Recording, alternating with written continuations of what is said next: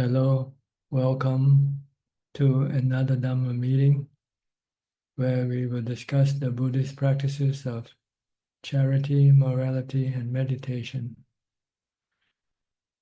Everyone who is interested is welcome to join. And we will start with our first participant, which is Alvin from Malaysia. Alvin? Namaskar, Ajaan. I don't have any question. It's bring respect, Ajaan. Thank you. Okay. How about Rohini from the UK? Good evening, Ajaan. How are you? Fine, thank you. And you? Yeah, I'm fine, thank you. About my practice, it is okay, but I do about on average 3 to 4 hours of sitting, and I'm not mindful rest of the time. I'm mindful sometime, but not continuous mindfulness. That's the important part, to be Yeah, that's mindful. yeah. If you Can I have, ask? Yeah. yes, go Can I ahead. ask something? I heard many great Ajahns in the past, even at the time of Buddha. They did not lie down. They practice on their 3 postures. They continued like that for months and years. I'm just wondering, how did they do that, and do they sleep while sitting, or how does Well, the idea is prevent you from sleeping too much. If you lie down, that's the most easy, comfortable position for you to sleep. So you tend to sleep a lot. So you restrict your sleep only on the 3 positions, either standing, walking, or sitting. So you don't sleep too much. Maybe 1 hour after sitting, you might fall asleep for 1 hour. Then you might realize that you have slept, so you wake up and continue with your practice. But I don't know the time, how long they do it is. This is not specified, years or months, or I don't think so. This is more like a special occasion, like sometimes you feel you have the energy and the strength to do this practice, then you do it. But after a while, then when you feel that your body cannot no longer withstand this kind of practice, you come back to practice normally. Okay. Because you have to protect your body also. If something happens to your body, then you will not be able to do the practice anymore. Yeah. Does it help to remove defilement? Well, you spend more time practicing, see, so you spend more time developing mindfulness, more time meditating. So this will help get rid of more defilements from your mind. But there's a breaking point though. When you reach that breaking point, then it will not be as effective anymore. Then you will have to stop. Okay. Some people, Thank you. instead of using these 3 positions, some people use fasting instead. You can choose the one that you find suitable for you, that you find comfortable to do it. Notam Mahaprabhu said he could not use the 3 positions to assist in his practice, but he used fasting instead. Usually fast 5 days, 7 days at a time, then come back and eat for a day or 2, then go back and fast again. That means just take water for 2 to 3 days, or? No, water you can drink as much as you want, only food that you don't take.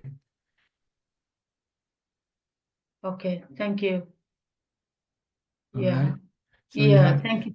You can choose the method that's suitable for you. Yeah. So Christmas is coming, so I'm going to get about 2 weeks complete I can isolate myself completely. So I try one of these methods Yeah, to see how it works for yeah, you. yeah.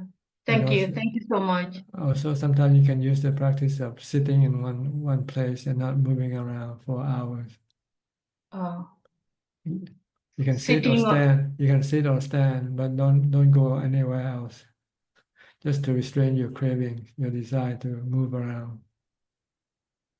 yeah, While you sit or stand, you can practice meditation or mindfulness or wisdom if you like, but you don't use any external source like watching the YouTube or reading yeah, books or anything like that. You yeah, want to use the internal resource that you have, which is mindfulness and wisdom and yeah. meditation to I'm curb your considering cravings. not to turn on the internet or turn off my phone. Restrain your Yeah, cravings by restricting your body movement. Stay in just one place, sitting or standing. You can, after you sit and you feel tired, change position. You can move, or you can stand up to relieve the pain from sitting. And then after you stand for a while, when you have pain from standing, then you come back and sit again. But you're not supposed to go anywhere else away from your chair, except only when you have to go to the toilet. If you want to drink water, you should have water nearby, next to where you sit, so you can drink it. thank you, Ajahn. Thank you very much for your advice. Thank you. These are the type of special method to assist your practice, because Yeah, you're forced to to deal with your cravings more. You're confronting your cravings, and you yeah. need to have mindfulness or wisdom or meditation to be able to resist your craving. Okay. Thank you. Thank you so much. So you can choose whichever method you like. You know. I will. And for some advanced meditator, they even restricting the movement of the body, only sit, only sit, only remain in only one sitting position and not move the body, not change the position for hours. Oh, That okay. that is harder because the pain can be more excruciating when you sit for a long time without relieving the pain. But that's the way to force your mindfulness to be more active and your wisdom to be more active, to be able to deal with this pain of the body. Okay.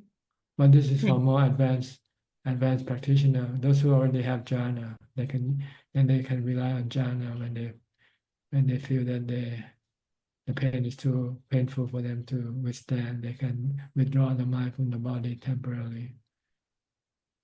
Okay. Okay.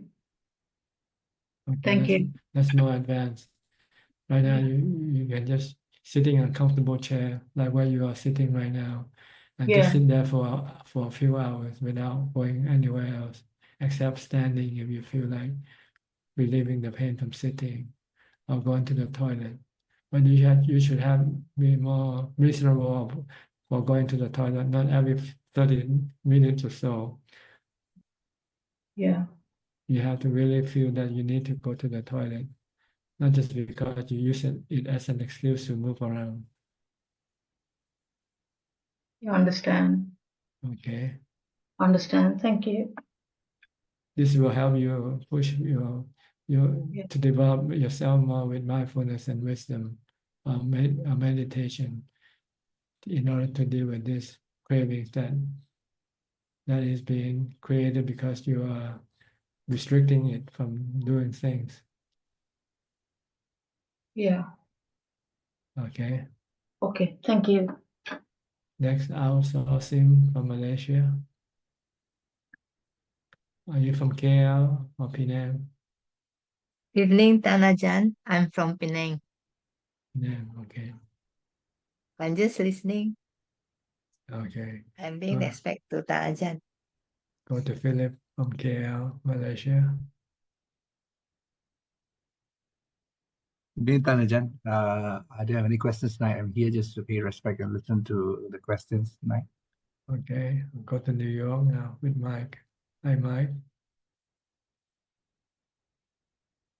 Are you living in the city? Yeah, I live in Queens. Queens, okay.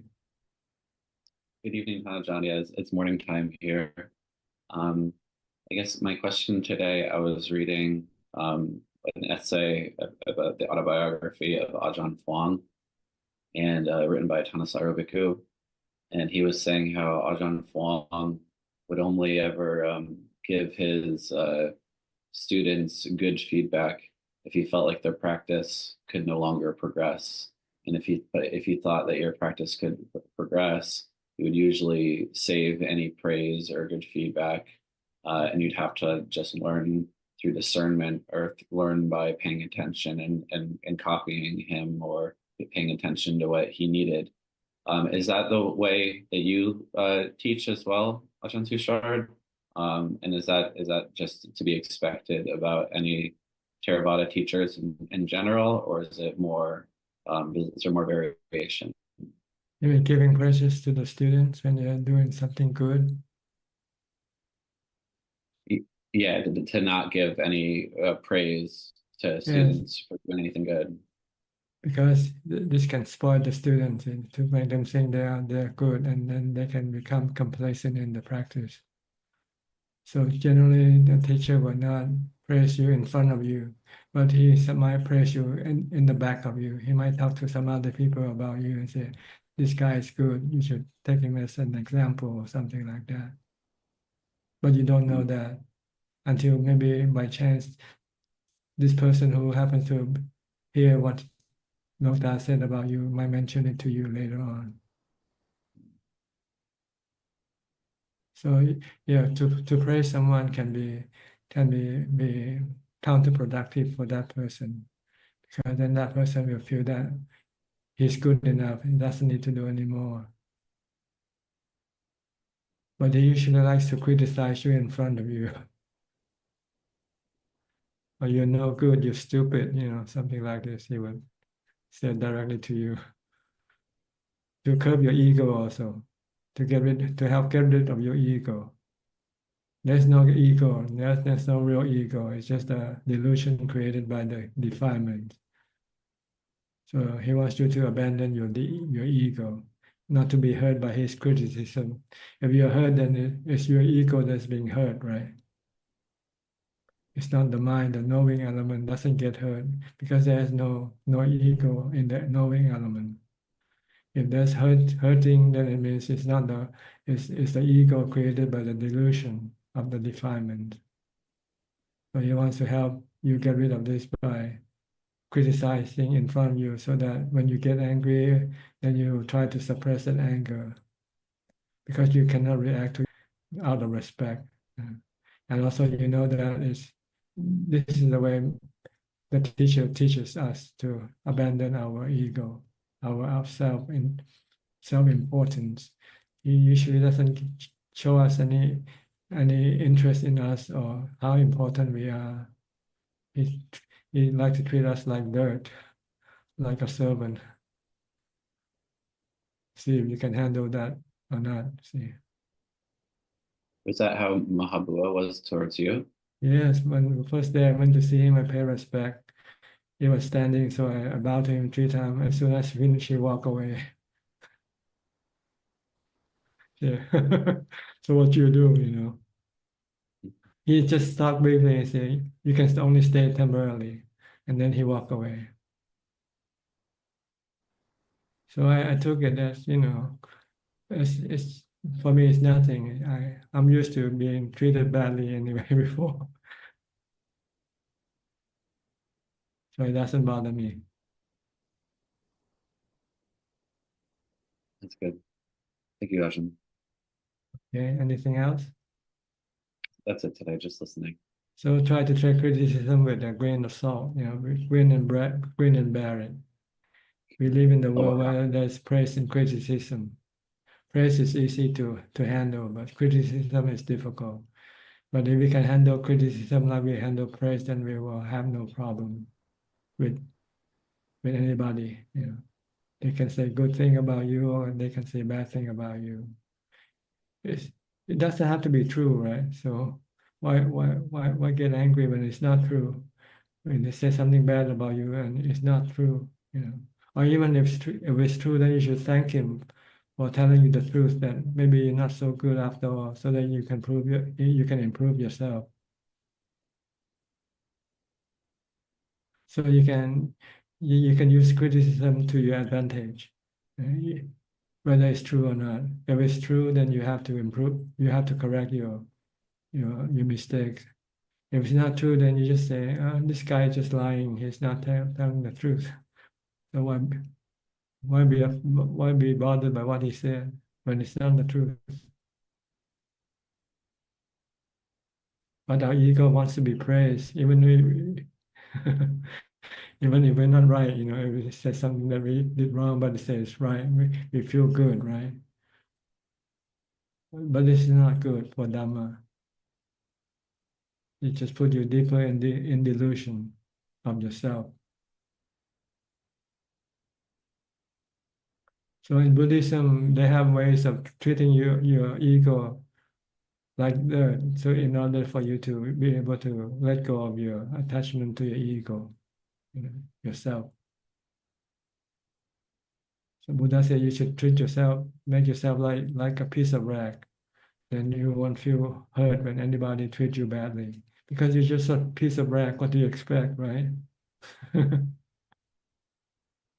But if you think you're somebody important and they don't give you the importance that you expect, then you can become angry or sad. Okay.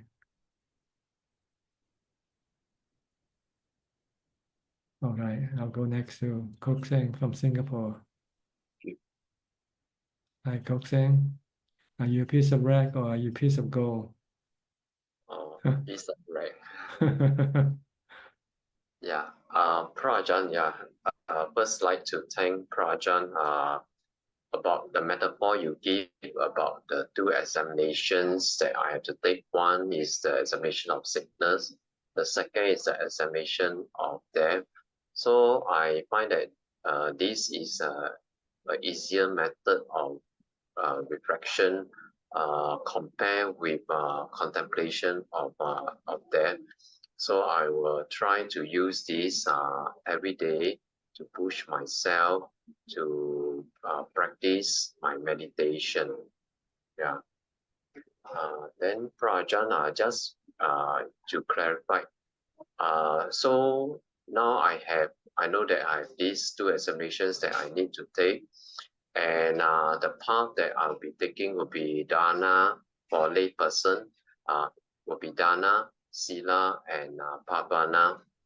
So just want to clarify, is this thinking correct? Well, before you can get to the level of meditation and wisdom, you need to be able to develop sila first. And you know, in order for you to develop sila, you need the support of dana. Because when you give, you show you have loving kindness for other people. So when you have loving kindness for other people, you don't want to hurt them. So when you don't want to hurt other people, you can keep the precepts. Yeah. But if you don't have loving kindness for other people, you only think about yourself, and then it's easy for you to hurt other people. Whenever you want something, then you will not be able to keep the precept. It will be harder for you to keep the precept if you are just selfish. Giving dana is being selfless, altruistic, thinking of the benefit of other people, not about yourself. When you give something, but when you take something, you are being selfish, right? You're thinking of yourself. And if you want something bad enough, you might break the precept in order to get what you want. But if you have dana, you'll be concerned about the effect that if you break the precept, you might hurt other people. So you don't want to do that. So dana is a good practice of helping you being able to keep the precept. Okay. Once you can keep the precept, then you can then have the more time for your meditation, because you won't get involved in any problem with other people, and you might be able to keep more precepts from the 5. You can add to the 8 precepts. Then you will have more time for practice of meditation.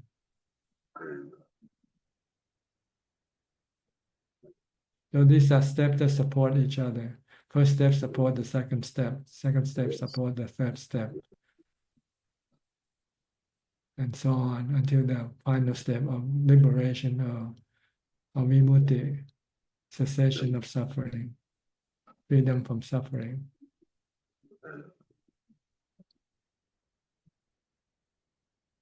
And Prajan, may I ask, now that I know the path that I should take, and I'm also thinking about the spiritual friendship, the Kalyamita, which the Buddha mentioned to Venerable Ananda, that the spiritual friendship is 100% of the spiritual practice. So may I check, Prajan, so how do I apply Kalyamita to my practice?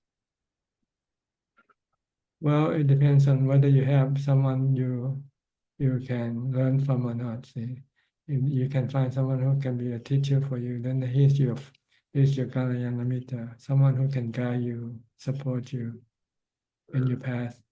So you look for a teacher. Like me, I found a teacher, and then he is my Kalyanamitta. Love and respect him and obey him, listen to what he said, and follow what he does. So on this path, you need someone to guide you. You cannot go it on alone, except if you're becoming a Buddha, then you can do it alone. But besides the Buddha, then no one can walk on this path alone. Need some guide. Need one of the 3 triple gems, either the Buddha, Dhamma, or the Sangha, to be the spiritual friend. Okay. So yeah, I think Prajan, you'll be my Kalyamita in this context. Yeah. Then yeah, Prajan, I'm just this sitting, there was this thoughts that comes to my mind, but I just want to have a confirmation from Prajan. Tomorrow my wife and my daughter, they are going out, so I will not be cooking lunch tomorrow. So I'll be buying lunch outside.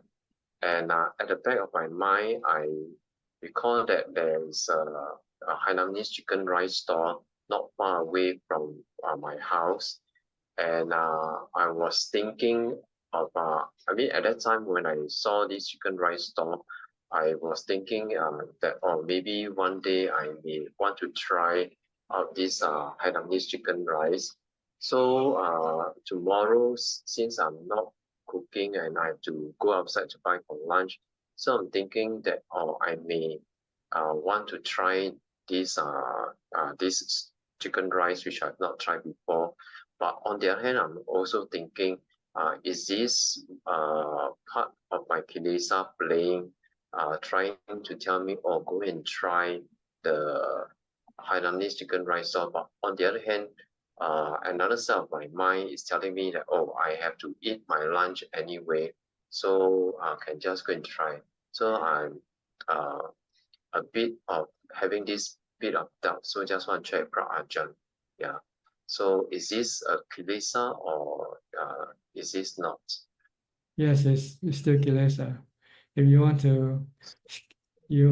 want to solve this problem, just skip the lunch altogether. And don't eat lunch. You won't die. When you miss one meal, you won't die. This is a good opportunity for you to fast, partially fasting. Okay. So yeah, maybe I just take my breakfast tomorrow without lunch. Yeah. Yeah, then you don't have to go outside, and then you can stay inside, meditate, and practice mindfulness.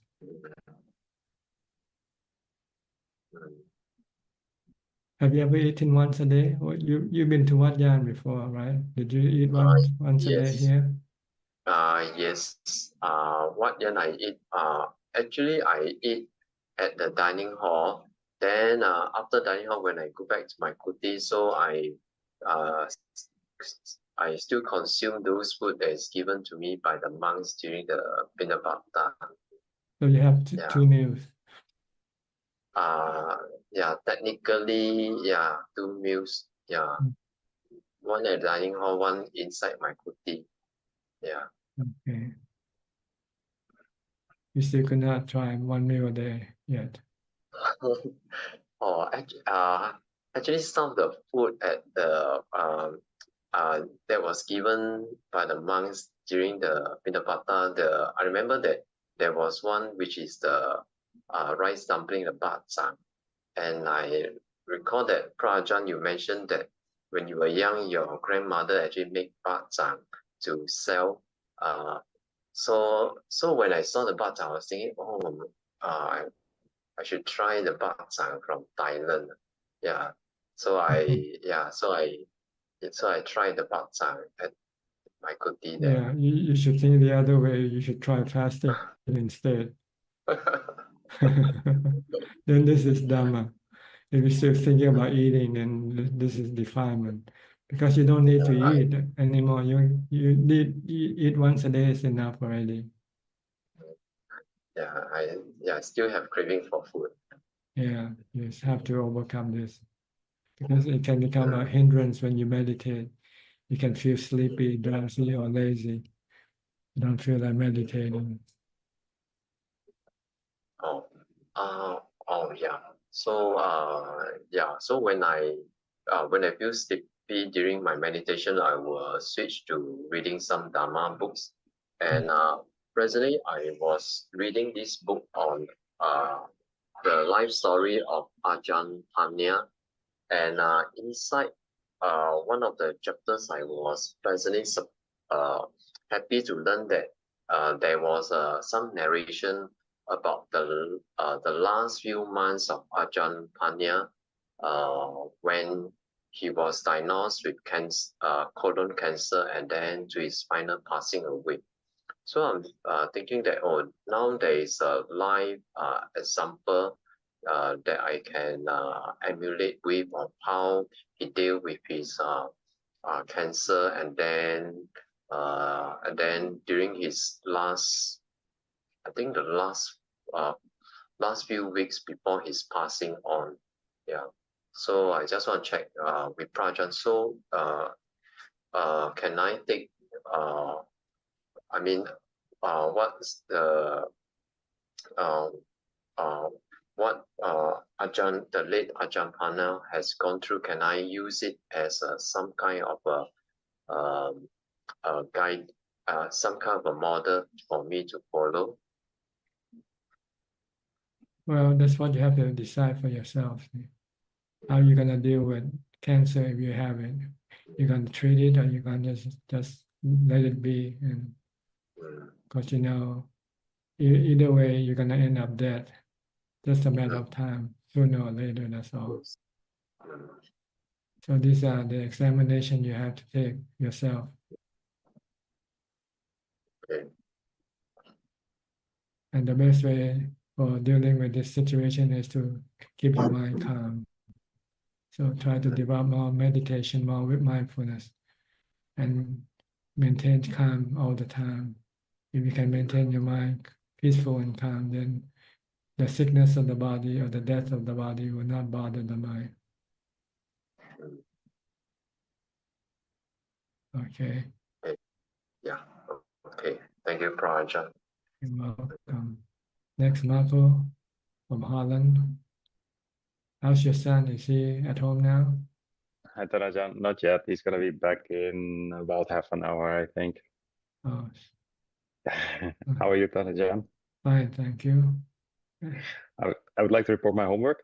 It's been going well. So it's now more than 2 weeks that I've been eating 1 meal a day, and it's actually quite liberating. I have a feeling that my meditation is progressing good. But there's still one, actually 2 questions that I have for you. For one, I have more confidence in my practice. I feel now also with walking meditation that it's going in the right direction. There was a moment that I actually saw myself dead. I saw my dead body lying.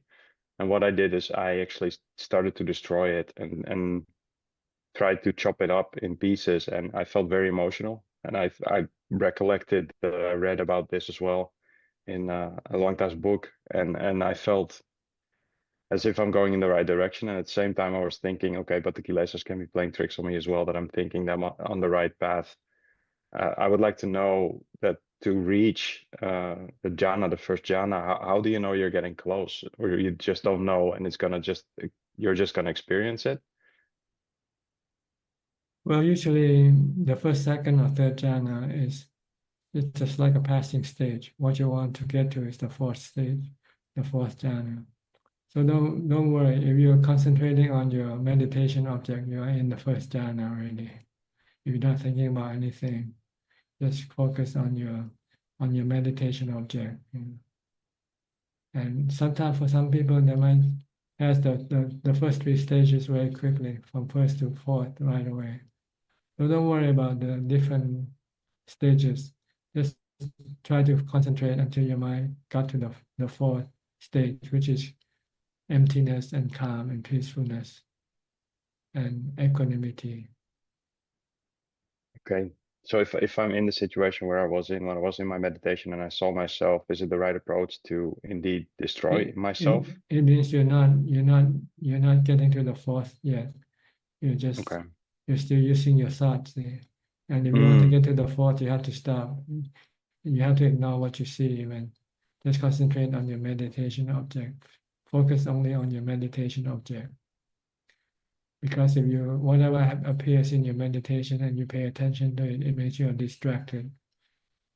You won't go any further than that. People get the mistake that you have to develop wisdom by chopping up the body. And this is not the time to do it yet. Okay. The time when you meditate, your goal is to get to the fourth jhana, to get absorption, to get calm, peace, and contentment. Okay. You can use this chopping of the body later on, and you don't have to do it during meditation. You can do it right now. Just imagine yourself being chopped up. What's so different? Yeah, that's actually how it started. When I was walking back to my car from work, that's when I saw myself actually. And then when I was doing the walking meditation, then it came again, and then I did the chopping up because it came back, and then I was surprised. So that's why I started doing that. But you have a good point. It's true that I mean I'm too eager to progress, and that's why whenever something happens, I think I hold on to it too much. So I think that's the lesson there. But when my meditation, I do feel really calm now, and it's been different. I don't feel words whirling around in my head anymore, and that's been a big problem for me. Another thing that I wanted to ask is about, because and I have to ask this before as well. In the past, I've done bad things, which I know that I was breaking precepts in the past, and now I've been keeping my precepts really strong. How do I know that my sila is strong enough? It's just like being in the moment and making sure you just maintain. You don't know when you get the main? test. When you get the test, you'll know whether you pass it or not.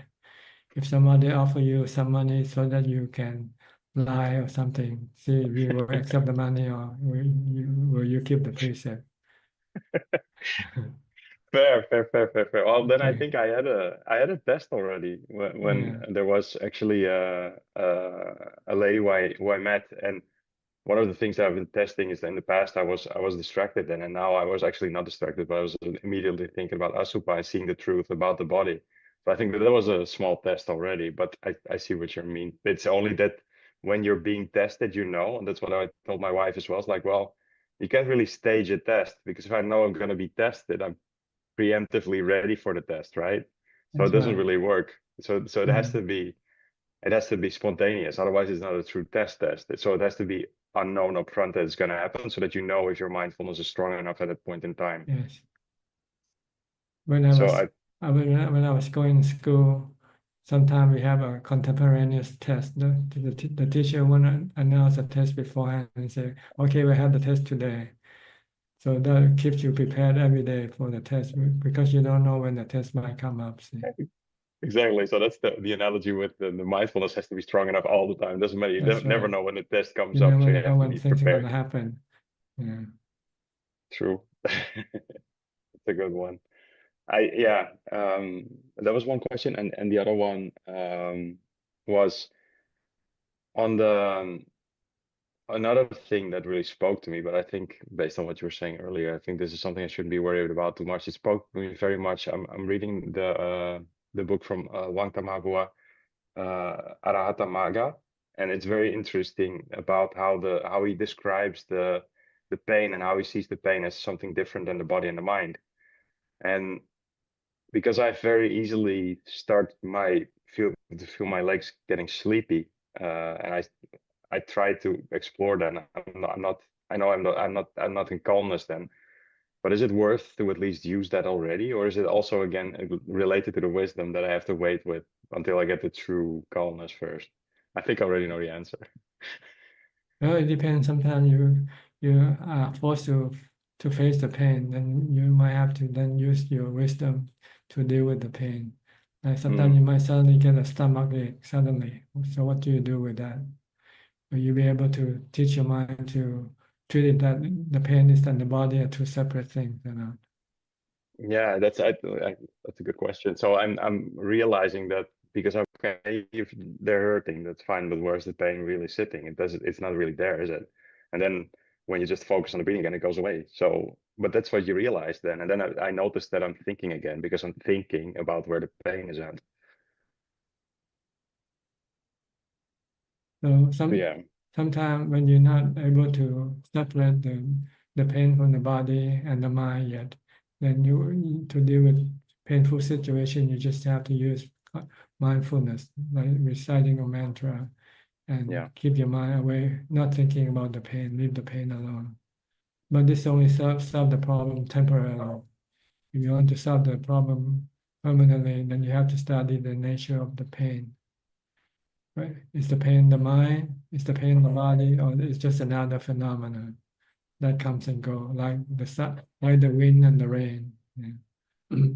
So you have to be able to study the nature of pain to see it just like it's another natural phenomena, apart from the body, apart from the mind. Yeah. It comes and go up to the various conditions that cause it to come and go. And there's nothing you can do about it. You cannot stop it from coming, or you cannot prevent it from coming.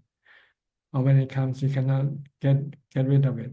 So what you do, if you don't want to be bothered or become stressful, then you just have to leave it alone, accept the pain, like you accept the rain and the snow. Yeah, exactly. And can I then also extend that thought of reasoning to, I've been really the last, I think, 4 days, I've been feeling pity like instantly when today as well, when I'm listening to you talk, or if I'm listening to a Dhammatalk, or if I'm sitting to meditate, I feel pity immediately. And so should it also do the same to the feelings that are pleasurable, right? It's like Pleasurable is the also, same. yeah. It's another form of feeling. Pleasure feeling, painful feeling, or neutral feeling. They replacing one or the other. They come and go. Now you have painful feeling. Next you might have pleasant feeling. Next you might have neutral feeling. Just like the weather, just keep changing, and it's not something under your control. You can say, I only want good weather. You cannot have that. One day you have good weather, sometimes you have bad weather. So it's the same with feelings. Sometimes you have pleasant feelings, sometimes you have painful feeling. Sometimes you have neutral feeling. Sometimes you can control them, sometimes you cannot. Sometimes you can get rid of the painful feeling, but sometimes you cannot. So when you cannot get rid of it, what do? You just have to learn to live with it. And to be able to live with it, you have to accept it. So And is it true that it's also when it's the piti feeling, which feels really nice actually, that it's also the kilesas trying to get you away from the practice and to get you away from the mindfulness? Well, if you become attached to it, then you're not being mindful. See, Mm, you become one with the pleasant feeling. So when the yeah. pleasant feeling disappears, then you will become sad. Mm, But if you just remain mindful and separate the mind from from the feeling, and know the feeling is temporarily, this feeling is temporarily, it comes and goes. So when it disappears or change, it won't bother you. It won't make you sad. okay. And You have to remain detached from everything, even though you are experiencing them. You experience them with a detached mind, not with a attached mind. and is it true that because of the increase of the meditation and that this is more apparent to me now? Yes, Is that you become more detached also. You become mm, to start to see that you and what you experience are two separate things. yeah. Thank you, Tanajan. Also, thank you for the words earlier on the praising. I really like the question that was asked, like to think about some of the things that were happening. It's to feel like a rag. Indeed, I'm very stubborn and I used to be very sensitive to praising. Indeed, and I think I need to feel like a rag always, because then at least I put the effort in. Yes, try it. Try to see you can do it or not in real time. Yeah. When I'll ask my wife. when somebody treated you badly, can you laugh or smile and say, "I'm just a piece of rag. So what do I expect?" I think that's a good one. I'll ask my wife. She knows that I get very stubborn. I'll see if I can smile and feel like a rag. Thank you, Tanajan. Okay, you're Thank welcome. you. Next step, I heard you have some earthquake, tsunami warning in your area. Yes, that's exactly what I was going to talk to you about. Scary. Yes. You're right on the coast, yeah?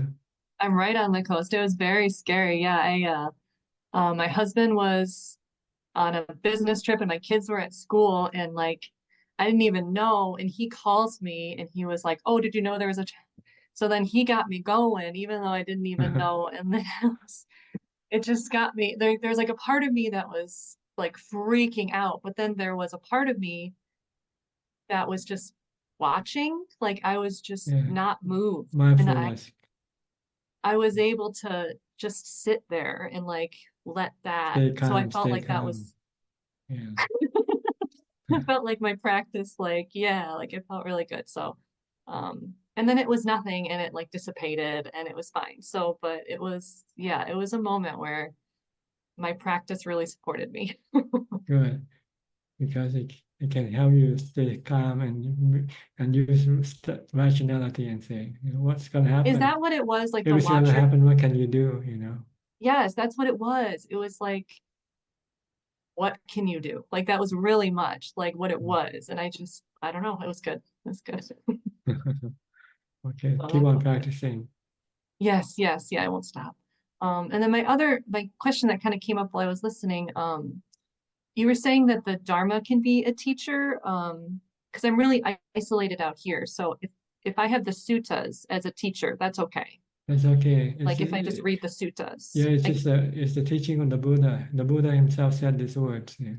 So it's like So that listening can to his, be, yeah, that can be yeah. your teacher. That's what I use. I use the four foundation of mindfulness sutta as my teacher. Study the four foundation of mindfulness if you want to learn to develop mindfulness, meditation, and wisdom. Yeah. All right, that's my question. Okay. Thank you very You're much. welcome. You can use the Buddha, the Dhamma, or the Sangha, depending on which one you can access Don't to. have much Sangha, so Yeah. I'm gonna use The the Buddha. Dhamma, and then the Buddha is already gone. So only thing you have left is just the Dhamma. You can Yeah, read I got the online, Dharma. study online, search online, and you see sutta you like to study. I have Bhikkhu Bodhi's collection of the suttas, so I read those. Yeah, Yeah. good. All Thank right. you. You're welcome. Next, Lita and Saket from Santa Clara. Did you also get the tsunami warning? Yes, Ajaan, we did get the tsunami warning, and my husband was in the office, and he came and he said, "Okay, we have to go." I said, "What happened?" He said, "This tsunami warning." I said, "Okay." Then he said, "Let's go to the office. It's on the higher floor." I said, "But what about the kitties? Let's take the kitties also." So then, of course, the cats cannot go to the office. So then we packed the cats, and then we decided there is a Gurudwara, there's a temple high up in the mountain. So we just packed ourselves, we packed our passports and some food, and then we left. And throughout the journey, I was like, but no one else is bothered. Why are we bothered? Maybe it's just a warning. We don't have to go. And Saket was like, no, but we should go. It's because the warning is there. Who knows what's gonna happen? Let's just be safe. You better be safe than sorry. Huh? So I thought I'll just follow him because he's most of the time right. Okay, good. Anyway, you're safe. That's all important. Is that you're still safe. Yes. Okay. Any question? Ajaan, I had one question. I was curious that so I've been trying to chant a lot, and I've found that that has helped in my meditation and calming my mind to a certain amount or dealing with pain and so on.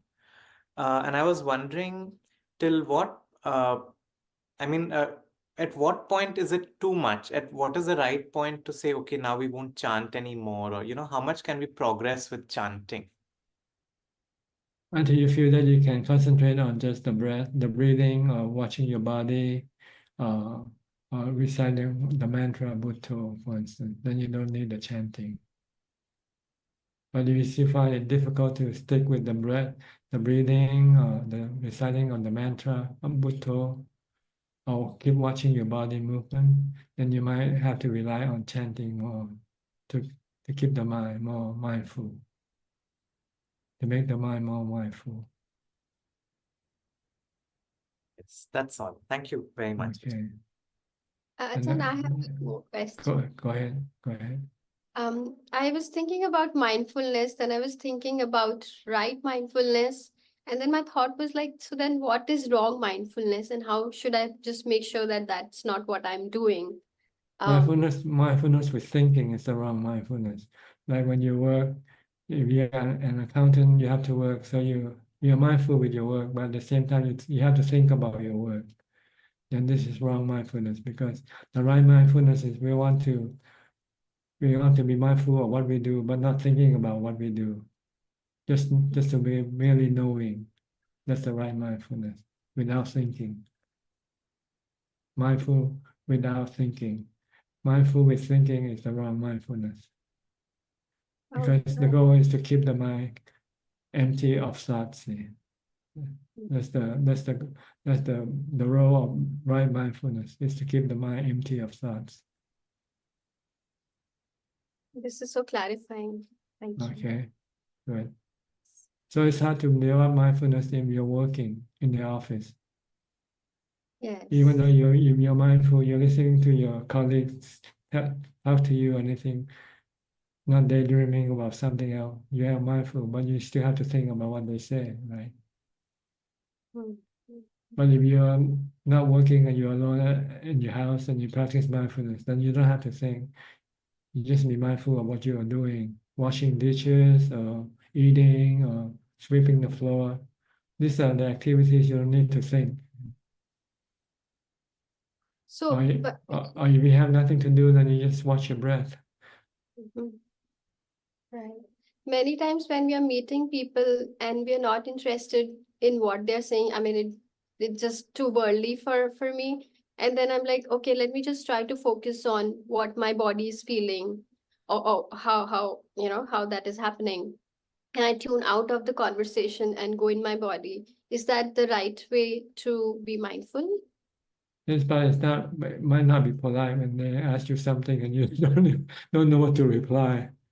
Many times I'm so boring that they're like, okay, whatever, whatever she's doing, let her do it. Okay, then you just have to say, can you repeat the question again? Okay. Right. This is helpful. So, Thank you, Ajahn. so the Buddha said the best way to meditate is to be alone. To practice mindfulness is to be alone in seclusion, so that you don't have to pay attention to other people, what they say or what they do, because this can be distracting to your mindfulness development. Okay. All right. Good luck to you. Next, Nining from Indonesia.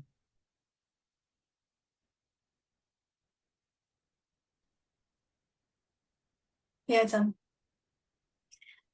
Ajahn, I want to tell Ajahn about my meditation practice. Actually, my favorite time for sitting meditation is above 12 a.m. So usually I do sitting meditation at 2 a.m. That's my favorite time. So when I start meditate, even my house already dark, yeah, I turn off all the light. But when start, I can see all the bright light.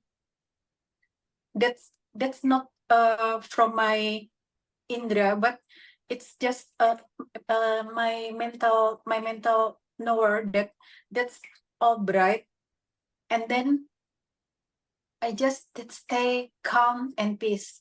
I just put my sati, my sati in the top of my nose. And then sometimes I can see the film of young me that I can see in detail. For example, sometimes I see when I was very young that I go to one place, I can see very detailed that at that time I wear the top with the gray color, and then I go with my friend, everything in detail. When somebody asks me to tell them that what was happened in that time, actually I cannot tell in detail. But in my meditation, sometimes I see the young me in detail, but I just being a watcher, I try not attached to anything. But I cannot stop. I just watch everything until it gone, and then I continue in my meditation that I can sit until 2 or 4 hours. Just sit and stay in that calm condition. My question is, since I enjoy the beautiful thing, so need I do the Asubha meditation? Like I asked Ajahn in the previous Zoom that I want to learn to contemplate about the 30 part of the body. But when I learn to contemplate, I find difficulties because I haven't seen few parts of them in real. So I try to find the sources. So I try the skeleton. So if I use the skeleton, do I need to replace my object? I mean, I replace my body with that skeleton, or I just try to concentrate of my body until only the skeleton left in my concentration. That's my meditation. That's why I asked Ajahn, what should I do? Because for sitting, for concentration, I believe I don't find any difficulties, because I really enjoy sitting and I don't have any problem with that. But since I enjoy the beautiful, and I think I want to have progress for my mental. Do I need to do the Asubha meditation or not? Or I keep on practicing with that states that I can stay sitting and stay in that calm for few hours, and I enjoy that moment. What Ajahn suggests for my practice? Let's say your practice consists of two parts. The first part is to calm your mind, to empty your mind. So Yeah. basically, you don't want to use anything except the breath or the mantra Bhutto. Or if you want to use the skeleton as your object of concentration, that's okay also. But the goal is for the mind to enter into the fourth jhana, to be calm and have equanimity and have emptiness, have nothing left in your mind. You want to empty your mind of everything. Yeah. You have to do this first. Once you can do this, then and become very efficient, very adept with this, you are able to clear your mind, leave your mind empty anytime you want to. Then the next step is to teach your mind the truth about the body. That the body can be pleasant, good looking, or it can also be unattractive, not good looking. It depends where you look, right? If you look the body from the outside, then you see it's good looking. That's why they have contests, beauty contests, you know. But Yeah. but you want to see the other side of the body, then you have to look inside the body. Like the saying that they says beauty is skin deep. You know. Yeah. But once you get under the skin, then you start to see all the unattractive parts of the body. So this is what you want to teach your mind, to be able to see both sides of the body, the attractive side and also the unattractive side, so that you become not become deluded and become attached to the body. Okay.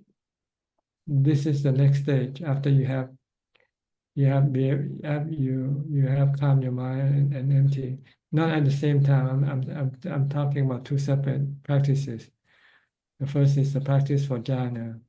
When you get to jhana, you want to stay in jhana for as long as possible, because this will give your mind the strength to be able to see things that normally the mind doesn't like to see, like asubha or death.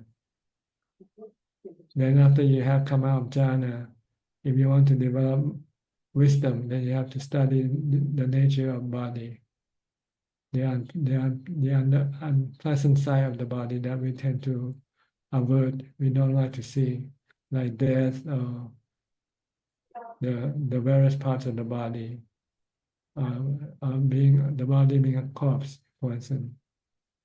We have to look at this thing there because it's part of the nature of the body that we try not to see, try to conceal it from our mind.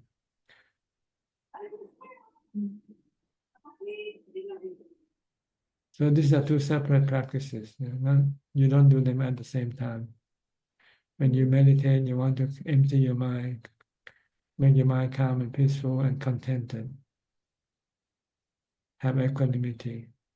And once you have an equanimity mind, when you come out of meditation, then your mind will be able to look at the hard fact of life, like death, sickness, the various parts of the body. So then you get the full information about the body. And then you will not be deceived by your defilement. The thing that the body is attractive, you want this person because he or she looks good to you and will make you happy. But it's just a brief temporary state of the body. The body will eventually get old, get sick and die. So this is to prevent you from becoming attached to anybody. Then this will enable you to be able to live alone. So I contemplate the 32 parts after I came out from the meditation. Not after you came out, after you have developed enough meditation first. You should be able to have equanimity all the time. Should be able to enter into meditation anytime you like first, before you go develop wisdom. If you still struggle every time when you meditate to get into jhana, then you have to spend more time practicing meditation first. Until you find that getting into jhana is no problem. You can go in there anytime you like, and as soon as you like. Then that means you have mastered the practice of jhana. Once you have mastered the practice of jhana, then you can go and practice wisdom. When you're not in jhana, then you can study the nature of the body. Anicca is changing. It's going to get old, get sick, and die, become a corpse. It's not attractive when you look inside under the skin, for instance. So I just keep on that sitting meditation, watch my breath. For Keep on now, practicing. yeah, this is the first practice you need to develop first. And you have to be able to master it to the point where you can maintain it anytime you want. You can go into jhana anytime you want. Then after that, you can then, when you're not in jhana, then you can then study the nature of the body, study anicca nature, study anatta nature of the body. No self in the body by looking at the 32 parts. Or looking at the composition that make up the body, which are the 4 elements. Now in my daily life, if there are too many distractions, I just go to my room and do sitting meditation, and then after I can calm my mind, and then I just continue to my activity again. That's what I'm doing right now. Okay. And also like the previous question, like Mr. Saket asked Ajaan that what should he do after, I mean, I believe I already read the sutta. I chanting maybe million or billion, because I ever addict to chanting. I chant many times, and then I connect with the counter. I chant it until sometimes a day I can chant 1,000 like that, a chant. And then after I chant, and then I ask myself, what the benefit of chanting? Because I feel at that time I get bored, but and then I find it myself that, oh, I should do it in practice, not only read it. And then I love keep that sutta in the daily life, practice metta and practice everything like in the Karanya Metta Sutta, in Mangala Sutta, and then I feel happy. And now I feel more happy when I do meditation, because I also do charity. I do charity 4 years, and also keep the precept. I ever kept the precept for 2 years non-stop. I have no difficulty in keeping the precept, but now I prefer meditation to chant, like that. So like Ajaan said that the student must keep on practice. So I follow Ajaan that I keep on practicing. Well, you want to get to the point where you have equanimity all the time, whether you are meditating or not meditating, your mind can remain calm and not being affected by what you see or hear. Yeah, I see. That's why I still have distraction, and then I look for the place for meditation at that time. But I believe that I already in the good way, that I don't look for any other thing than meditation when I feel distracted or unhappy like that. Yes. Once you have strong equanimity, then you can use equanimity to use to use equanimity to support your wisdom, to let go of your attachment to the body. See that the body is gonna get old, get sick, and die, for instance, and ask yourself, do you have enough equanimity to not be affected by the aging, sickness, and death of the body or not? If you're still affected, it means you don't have enough equanimity yet. For sickness, I believe I have already surpassed the sickness, because when COVID, when before I follow Ajahn, when I get sick, I just let it be. I'm not afraid anything of that. Maybe you haven't met the real sickness yet. The real sickness, like cancer or something like that. Oh, yeah. But at that time, I cannot breathe at that time. So I just stay calm. I do meditation at the time. Oh, you can breathe in, breathe out. You can produce painful feeling by sitting for a long time without moving, and see how you deal with this painful feeling on the body. Yeah, and you I leave the use painful feeling alone. Yeah, that's right. Because also I conquer my frighten for being injected. I concentrate, breathe in, breathe out. That's why I'm not scared anymore for being injected by the needle. Yeah. Yeah. Okay. Then you have that as another test you have to go to pass. To prove that you have actually let go of your attachment to the body completely. Yeah. Ajahn just now said that better live alone. In the chapter 304, this is the Ajahn poster.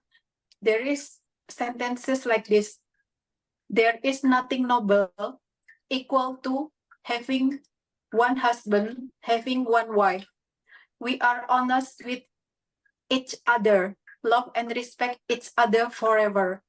Be happy until the day you die. Is it the sentence? I mean, this sentence for layperson who married, or for all the layperson, Ajahn? Well, if you're married, then you have to be faithful to your partner. That's all. That's what I mean. If you want to have a happy life with your partner, then you have to be faithful to each other. If you cheat, then the happiness will be shattered. If your partner find out that you cheat, for instance, then you will hurt your partner, and your relationship will not be the same anymore. So they can support each other for the enlightened or not? No, this is for living a happy life, family life. Okay. Ajahn, one more question. Then there is sentence from Longta Mahabua. The nature that is said to never die is what is called the nature of nature. It never disappears. It is the nature of nature. It is called fixed.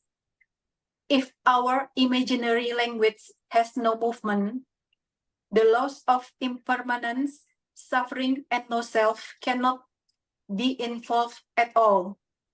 They are purely natural elements that arise from birth, aging, illness, and death. What is the meaning of imaginary language here, Ajahn? I don't know. You have to ask the writer. Oh, this is from Longta Mahabua. You have to call him out.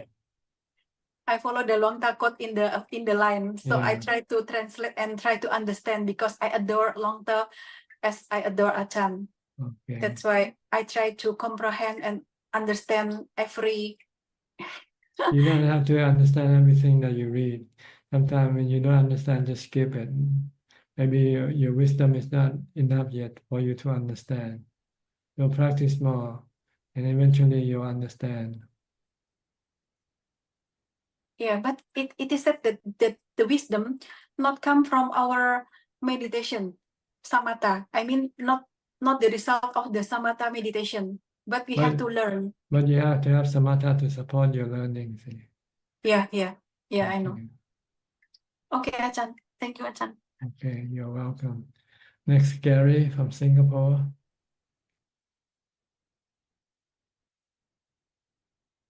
Good evening, Thanajan. How are you? Just yeah, thank you. I'm fine. And how are you? Fine, thank you. Yeah, just now with Rohini, Ajahn spoke about fasting. I just thought I share something regarding resuming eating after fasting, especially when we fast for say 5 to 7 days. I was taught by a monk who always fasts. He recommends to have liquid food for the first meal after fasting for longer periods of time. So because there was this junior monk who fasted, and then on his first meal he took a solid food. For example, I think he took banana, and then in fact some pain, some discomfort in his stomach.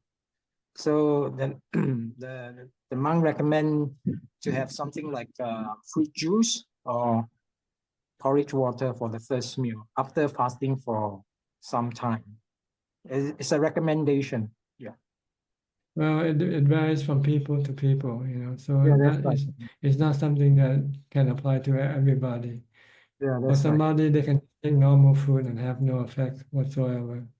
So you have to look at yourself and find out for yourself after you're fasting, when you eat, how does it affect you, the food that you eat after you fast. It's not something that you can apply to everybody. See? Yeah, that's true.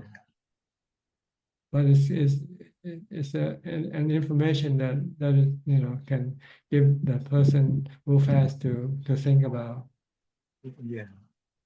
I just thought I wanted to share this because I fasted before and I've, you know, when I resume, I try to take the advice, and then I have liquid food instead of the solid one. Yes, if you're a lay person, you can have the choice, but when you're a monk, sometimes you don't have the choice. Yeah. You just have to eat what you're given. Yeah, that's right. Yeah. So I don't think this is a problem, really. Okay. Yeah. Because All I right. fasted, and after I come out fasting, I just eat normally, and I don't seem to have any effect on me.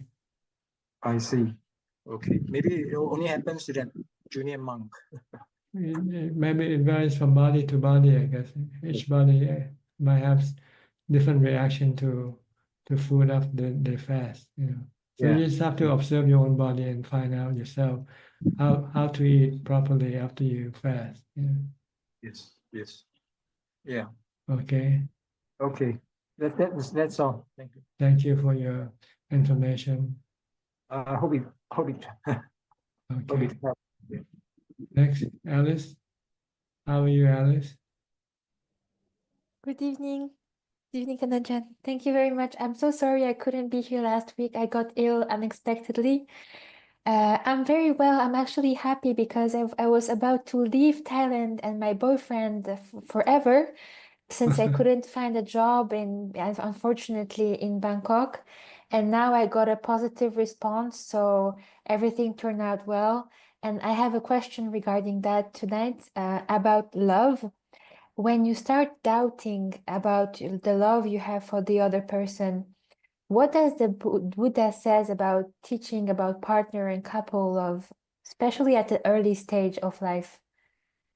Well, the Buddha said, look at everything as impermanent. Nothing is certain. Anything can happen.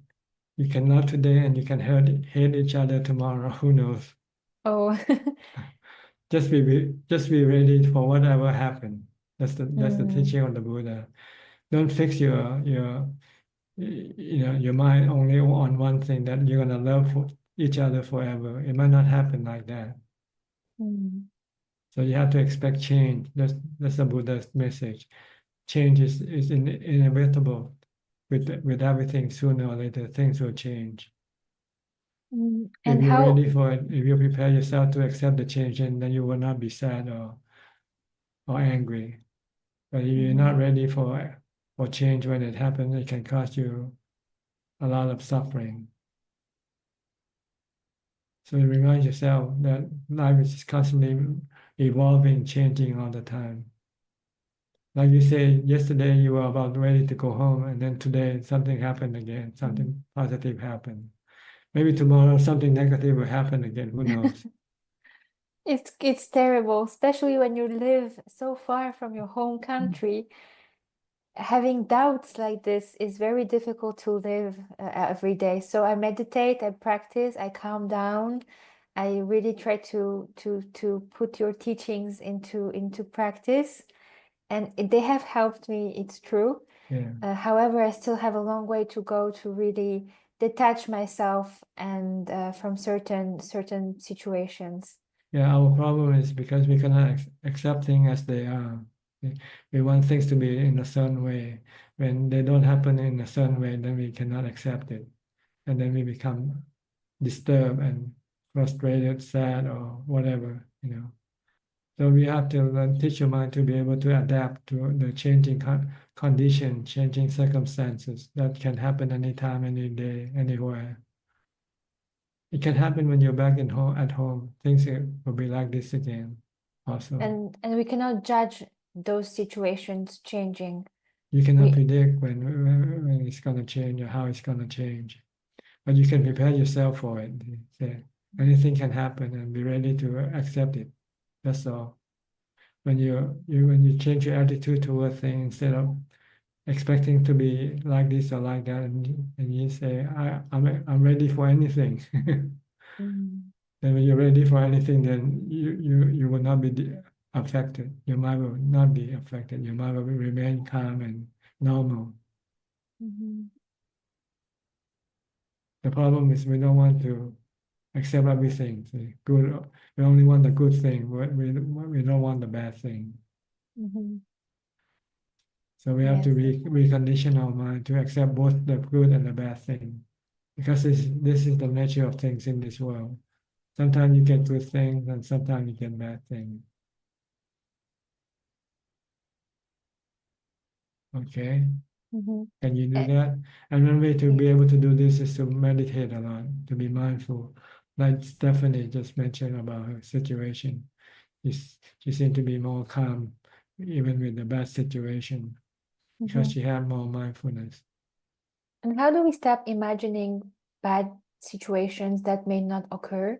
How do we try to have a positive imagination, especially when we meditate? Sometimes some thoughts came up that were not positive, and sometimes they are positive. But I would like to learn and teach my mind to have more positive thoughts. Well, first you have to stop your thoughts first, by meditating, using mindfulness, by concentrating or focus on a meditation object, such as your breath or the mantra. Then you will be able to stop your mind from thinking. Once you can stop your mind from thinking, then you can direct your mind to think in a positive way. But the positive way is actually something that you don't like anyway. The positive way is the real way, the real thing. That thing is changing all the time. That your body is gonna get old, get sick, and die. These are the things that you want to teach your mind to think, because this is the real thing. It will happen to you sooner or later. The more you think about it, then the more you will be ready to face these things. If you don't think about it, then when it happens to you, you will not be able to accept it. But if you're constantly thinking about it all the time, then you slowly condition your mind to accept them. Thank you, Tanajan. Okay, don't be afraid of the truth. The truth doesn't hurt you. It's the denial of the truth that hurts you. So accept aging, sickness, and death, accept separation. This is normal things in life that we have to face. Okay. Thank you. You're welcome. I also have one last question regarding fasting.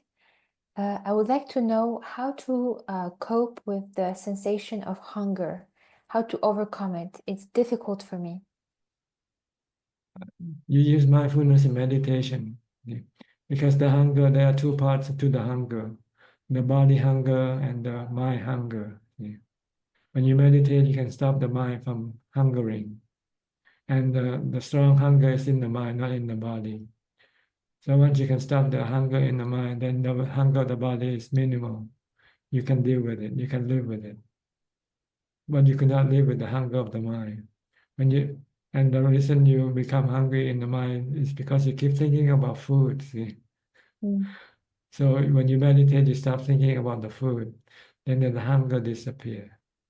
And you find that you can live with the hunger with the body. It's not that painful. The painful part is the hunger of the mind. So when you fast, you have to meditate a lot to stop the hunger of the mind. Once you can stop the hunger of the mind, then the hunger of the body will not bother you, will not disturb you. I'm going to a temple to Rayon for 3 days tomorrow actually. And I would like to have a purpose for visiting and something that I could maybe meditate on or contemplate during my practice at the temple. Do you have any suggestions? Well, when you live in a temple, they usually ask you to not eat after midday, right? So you'll be fasting in the evening. No dinner for you. So you have to stop thinking about food by using mindfulness, reciting a mantra or meditating or chanting to prevent your mind from thinking about food. So when you don't think about the food, then the hunger will not arise in the mind. Or if you want to use a stronger measure, you have to think of the negative side of food. The food that you intake into your body, they have to come out someday, right? Yes, that's true. Okay. Think about the food that come out of the body, not the food that goes into the body. Then this can stop you from hungering for food. When you know that what you're gonna eat gonna turn into, turn into something you don't want to, you don't want to have. Then you can stop your hunger this way also. Thank you very much. Okay. Be mindful, constantly control your thought using mantra, something opposite to what you want to think. If you want to think about food, think about the food that comes out of the body, for instance. Then your hunger for food will then will disappear. Thank you, Dhanajan. You're welcome. Okay. Next, Samanji from Sri Lanka. You didn't come in last week, did you? I don't remember. Dhanajan, last week I could make it. I had to Okay. take my mother to the doctor, so I got home very late. Sorry about it. Okay. Can I go ahead with my questions, Dhanajan? Sure, go ahead. Good. Dhanajan, when meditating, if a particular thought keeps disturbing us repeatedly, should we pause and reflect on that thought, or should we just continue meditating? What's the best approach? If you find you can no longer continue on with your meditation because of the thought keep distracting you, then you might have to change the way you meditate. If you're watching your breath, you might have to use chanting instead, so that you can be more concentrated, more focused on your chanting. Then you can forget about your thoughts. Okay, Dhanajan. And when meditating, is it acceptable to count our breaths as a method to maintain focus? To hold your breath. Count our breath, maybe 1, 2, 3 as No, we inhale and exhale. You Some don't do that. You don't know you don't do anything to your breath at all. Leave it alone. You use the breath as a point of focus for your mind. That's all. So you don't have to do anything, because by forcing the breath, you're actually using the mind, and you want to stop the mind from activity. Okay. What I asked was to count breath as 1, 2, 3, 4, and not Counting when you're watching the breath. counting. Is it okay? If you find that it's helpful for you to stay focused on your breath, then you can use it. Okay. But it will not be able to get you into deeper calm. Once you find that you're are focused on your breath and you're not disturbed by any other thing, then you can stop counting and just merely watching the breath. But at the start, if you find that the mind still wants to go think about this and that, then you can use counting to help you stay focused with your breath. In Thailand, sometimes people use the mantra Bhutto with the breath. Breathing in, you say Bhut. Breathing out, you say To. Breathing Bhutto, Bhutto. Because they find that this will be more easy for the mind to stay with the breath. But eventually, you're going to have to stop the Bhutto, the mantra, or the counting, and just stay focused only on the breath alone if you want to go deeper into your meditation. Okay, Tanajan. My next question is, what are the stages of progress in meditation and how can a meditator recognize them?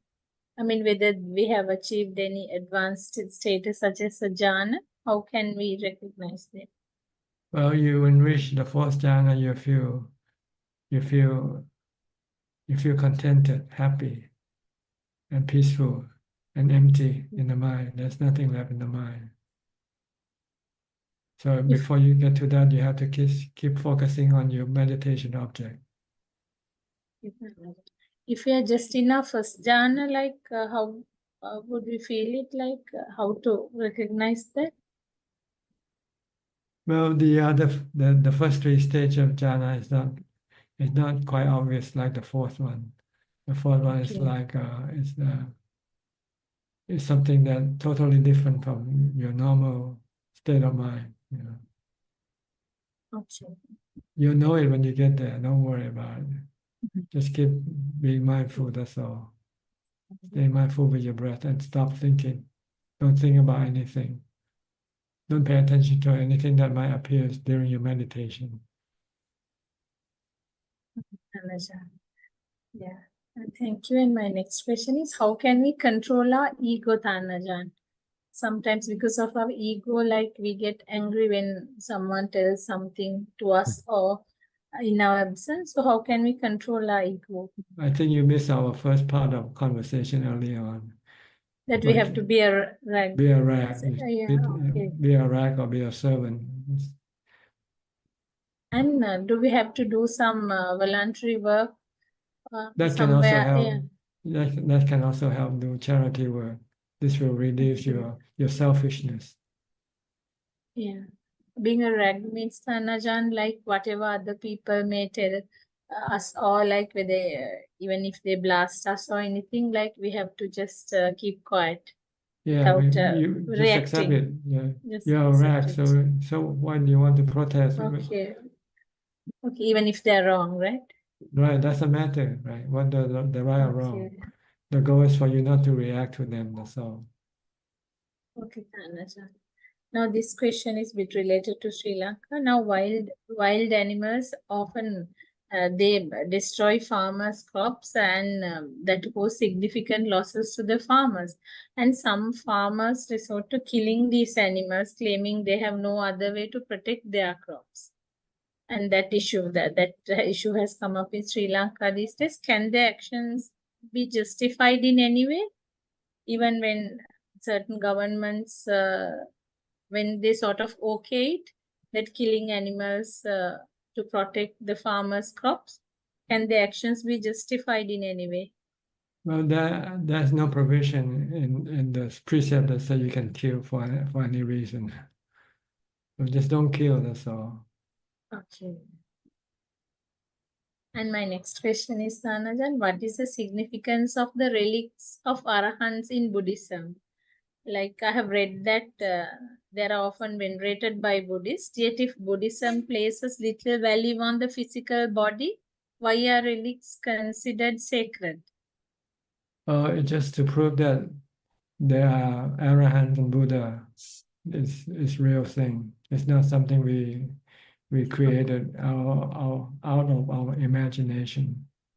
This is to prove that the body or the bones of some parts of the bone of the Buddha or the Arahant will change it into stone. Actually, that's what relics are. They're like stone. And Thanajan, some relics such as those of Arhants are pearl-like, and like I have read that Arhants can during their lifetime determine the form their relics will take. This I Is don't this know. true? I don't know this. It doesn't matter if they can. They can. They can. It doesn't make any difference. Okay, Thanajan. And my last question is, should we always give money to those who ask for it, or is it better to first inquire about their needs as to what they need that amount of money? It depends on the situation. If they ask for a lot of money, then you might want to know first what they want to Okay. use it for. But if they just beg on the street and they ask for a dime or two, then you just give it to them. Okay, if it's a lot of money, it's better to ask, no? Sure, As to because what- you don't want to be swindled. Yeah, that's true. Okay, Tanajan. That's all I have for today. Nice Okay. talking to you, Tanajan. Okay, nice talking Wish to you you good too. health. Okay, Yes. send in more question, okay? Okay, sure, will do. All right. Tanajan. Next, I thought I saw your sister early on in here, but I think she's out. Did you see her? Lassie, right? Your sister. I think she had she said she's having some experiencing some technical issues on her Yeah. computer. Yeah. So she said she has to log out. Yeah. Don't know whether she had joined again. I'll check. Yeah. Okay, fine. Next, I'll go to B. Ravin from Bangkok. Hi, good evening, Ajaan. Okay, any So, question? I have a reflection and I have a question, Prajan. So my reflection is on mindfulness. So I tried over the past week to be more mindful, and the one thing I observe that it's helped me on is by helping me to stay more in the present. I found that before I sometimes my mind would wander quite a lot, but when I try to develop mindfulness, even though for a short while, it helps to bring my mind more into the present, and it makes me less restless. So I think it's something I want to continue working on. That's right. Mindfulness will help calm your mind down. And especially, when I have a lot to think about, sometimes staying in the present helps to cut out the amount of worries that I have to think about. Sometimes one thinking about the future that hasn't arrived can be stressful, or pondering on the past that cannot change is also stressful. So I found that staying in the present really helps a lot, and mindfulness does facilitate that. That's right. That's the goal of mindfulness, is to keep the mind the present, to be really knowing and not thinking. When you stop thinking, you'll find it much better than thinking when you're thinking.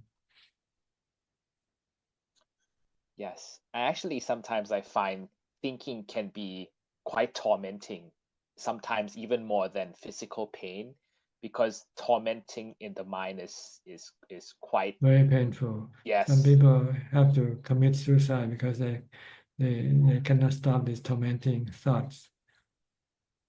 And they thought by killing the body will stop this. It won't stop because the mind doesn't die with the body. And this tormenting thought will continue on even after you kill the body. So you have to kill the thought that's causing you the torment by using mindfulness. Kill the wrong person, kill the wrong culprit. The body is not the culprit. The culprit is the thing, the thought itself that you have to stop. So the body is just the medium, but everything is coming from the mind. That's why it's in the mind. The torment is in the mind, and the cause of the torment is in the mind. Your thoughts is causing the torment. not the body.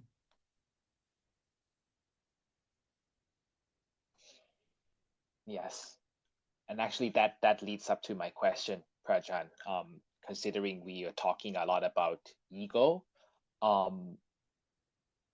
what you mentioned to think of ourselves as a rag, is it like just accepting everything that comes our way and not reflecting back, kind of like just don't Yes, react? acceptance. That's the goal of our practice, to accept everything, good or bad, right or wrong, life or death. Just accept it because they have no choice. Because they come to you. And what else can you do? If you keep running away, they keep coming after you anyway, right? Yes. So when you accept them, then your mind have no torment. Your mind become calm and isn't affected by what's coming to you.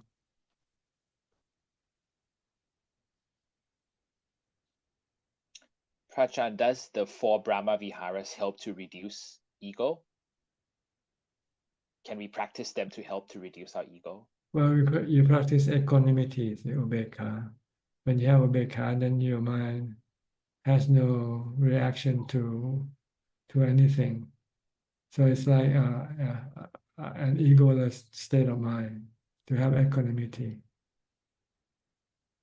When you have equanimity, you don't react with love, hate, fear, or delusion. Delusion is ego, see, with self.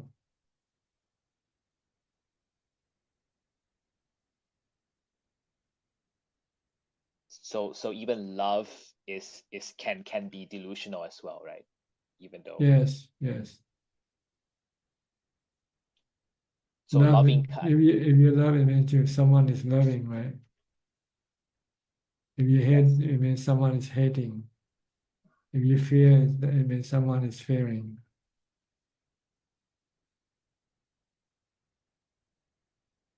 If you're delusional, you think that you are a self and other people are, so it's a self. And in fact, there's no self in anybody or in anything. With equanimity, then you suppress all this reaction, love, hate, fear, or delusion from your mind. The mind just being merely knowing, accepting things as they come. because I notice sometimes positive thoughts or praise, I think what you mentioned earlier can sometimes be quite flattering. Sometimes when we receive that, we think, oh, this is nice, and sometimes we cling to it. But when it's criticism or aversion, we dislike it. But I think it's like two sides of the coin. You can't have one or the other. You have to discard them both. Is that right? Well, if you take them, you have to take them both, right? They come together, but not at the same time. From the same person, today he might be saying good things about you, and another day he might be speaking something bad about you. It's something that you cannot force the person to either to keep talking only about good things about you. Because the person can change his attitude toward you. Today he might love you, so he can say good things about you. And tomorrow he might hate you, and he'll say bad things about you. So if you want to accept praise, then you also have to accept criticism. Because everything is changing. Everything is not fixed, let's put it that way. Things can keep changing back and forth. Today is good and tomorrow it can be bad. And same thing like praise and criticism. You just have to take everything and accept, and without reacting. When somebody praise you, just accept. Okay, they are praising me, but you don't have to be happy. You don't have to accept it with love. Yeah. And when somebody criticize you, you don't have to accept it with hate either. Just merely accepting, that's all. Just merely knowing.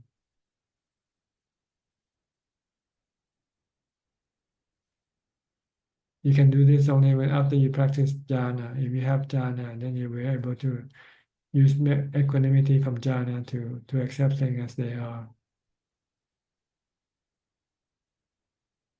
If you accept things as they are, then there will be dukkha, or there will be no stress or suffering in your mind.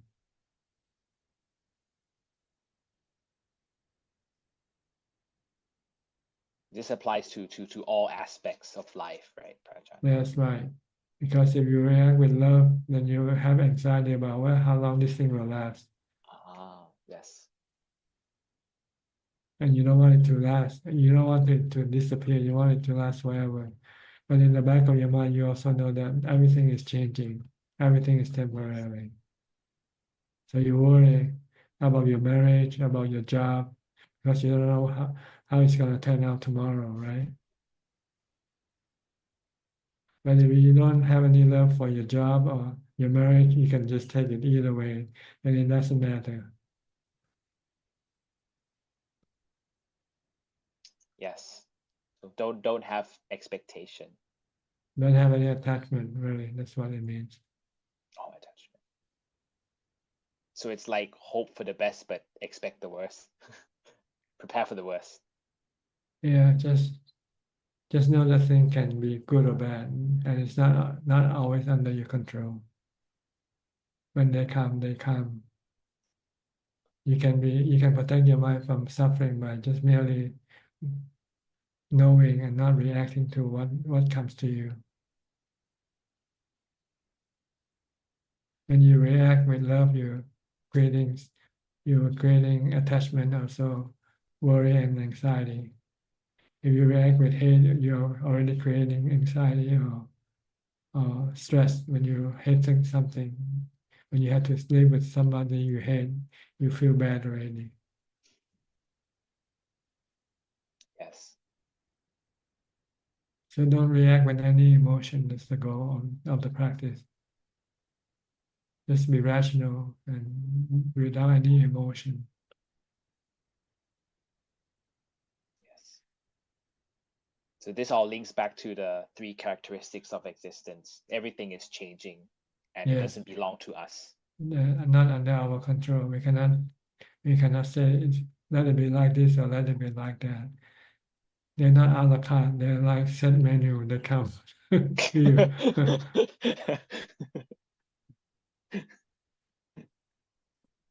Yes. Okay. Just teach your mind to accept everything, good or bad, life or death, aging, sickness or death, separation or marriage. This thing happen all the time in this world. You see story about people marrying and they were happy, and the next day you see another story about another couple divorcing. Yes. This is the nature of life. See, anicca, changing all the time, and by virtue of it being anicca, it's causing dukkha, causing suffering. So if you don't have, and if you don't have, if you don't want to have any suffering, then don't be attached to anything.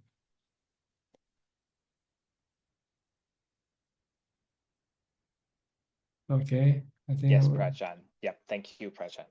Next, Aparachita. Hi, how are you? Hi, good evening, Prajan. I'm well. I'm just practicing. Okay, maintaining equanimity. Actually, when you were saying something and a thought came, like being without bias, like Not just equanimity or something. yes. So No yes, love or hate. yeah.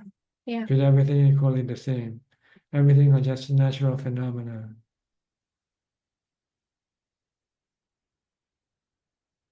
Everything is temporary. Okay, good.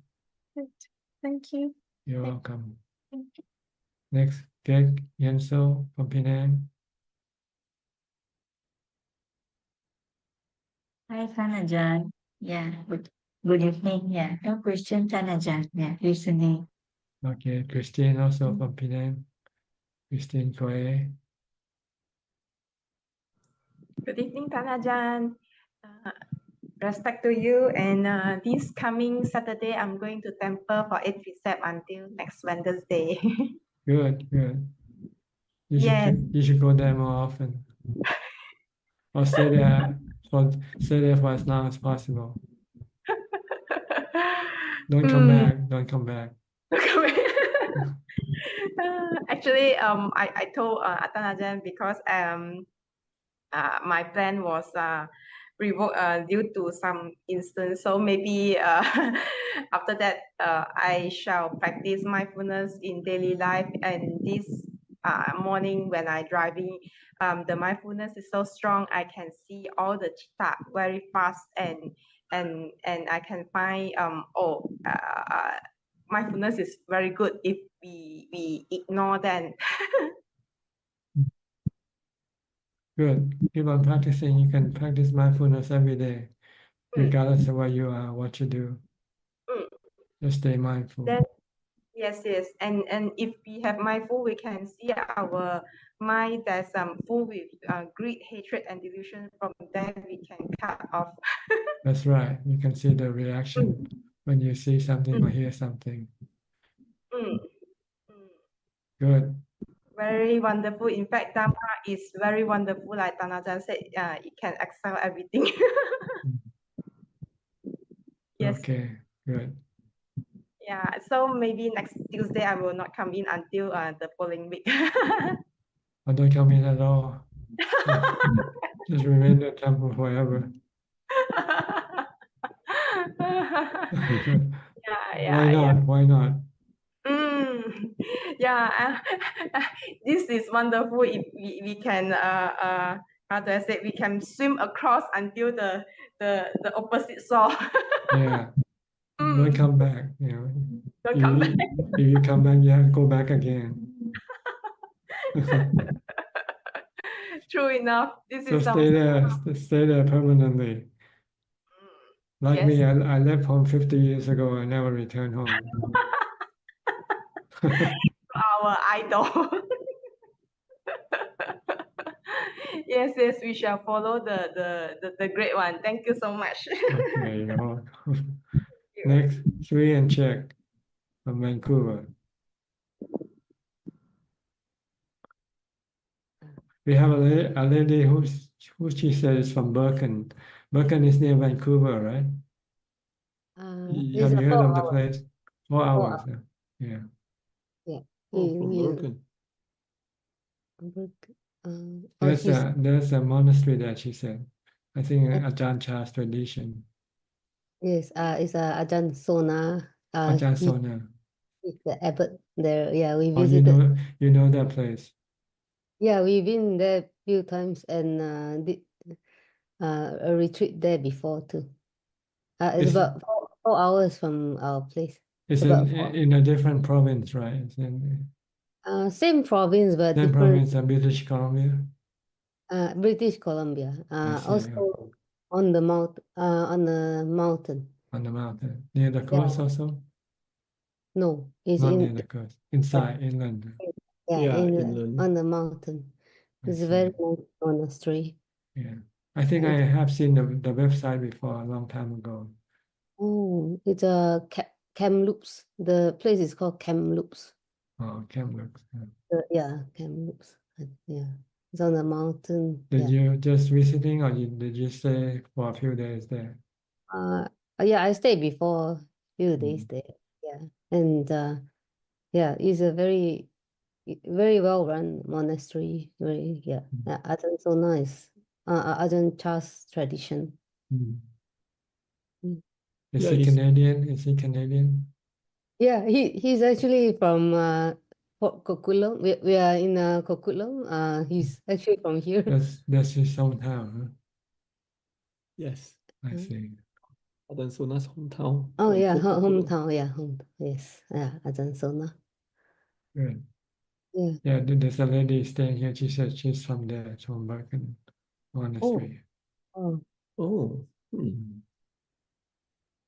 Yeah, Czech used to stay there over the weekend and then I go and visit her, and I bring food to them.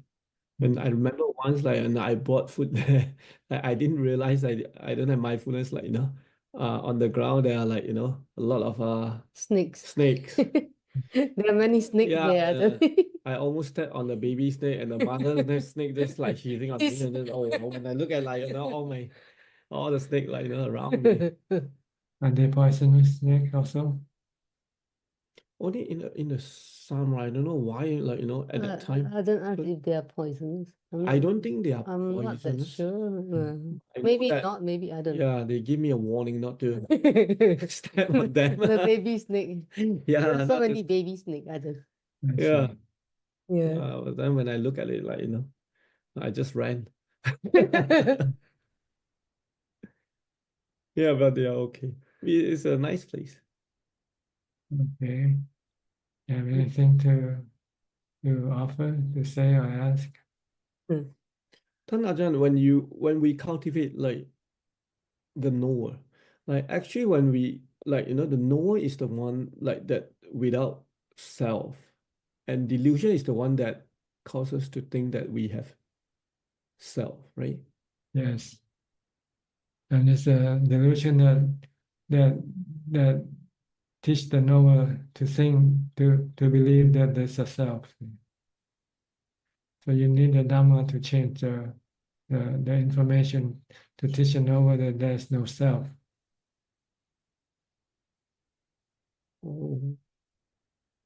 Right now, the knower thinks there's a self. It thinks that it is a self. But in fact, it's just a natural phenomenon. Oh, okay. I got it wrong. I thought the knower know that there's no self, but no, the knower still need the Dhamma. The knower just merely know, and it depends who feed it the information. The delusion is the defilement that feeds the knower that there is a self, that it is a self. So it believes in what it's been fed. So we have to give it the new information that there is no self. From the analysis by the Buddha said there's no self in anything. Everything are elements, everything are natural phenomena, like wind and rain and sun. No self in anything. Okay. And that's the wisdom part. Yes, that's the enlightenment of the Buddha. To see anatta, sabbe dhamma anatta. We see sabbe dhamma atta. We see everything as a self or belonging to a self. You have a car belongs to a self, right? You have a body is a self. But the Buddha said this is not the truth. The truth is there is no self in the body, no self in the car, no self in the mind.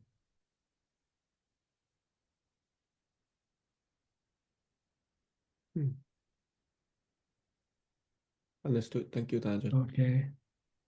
Do you believe that? You understand what do you believe that?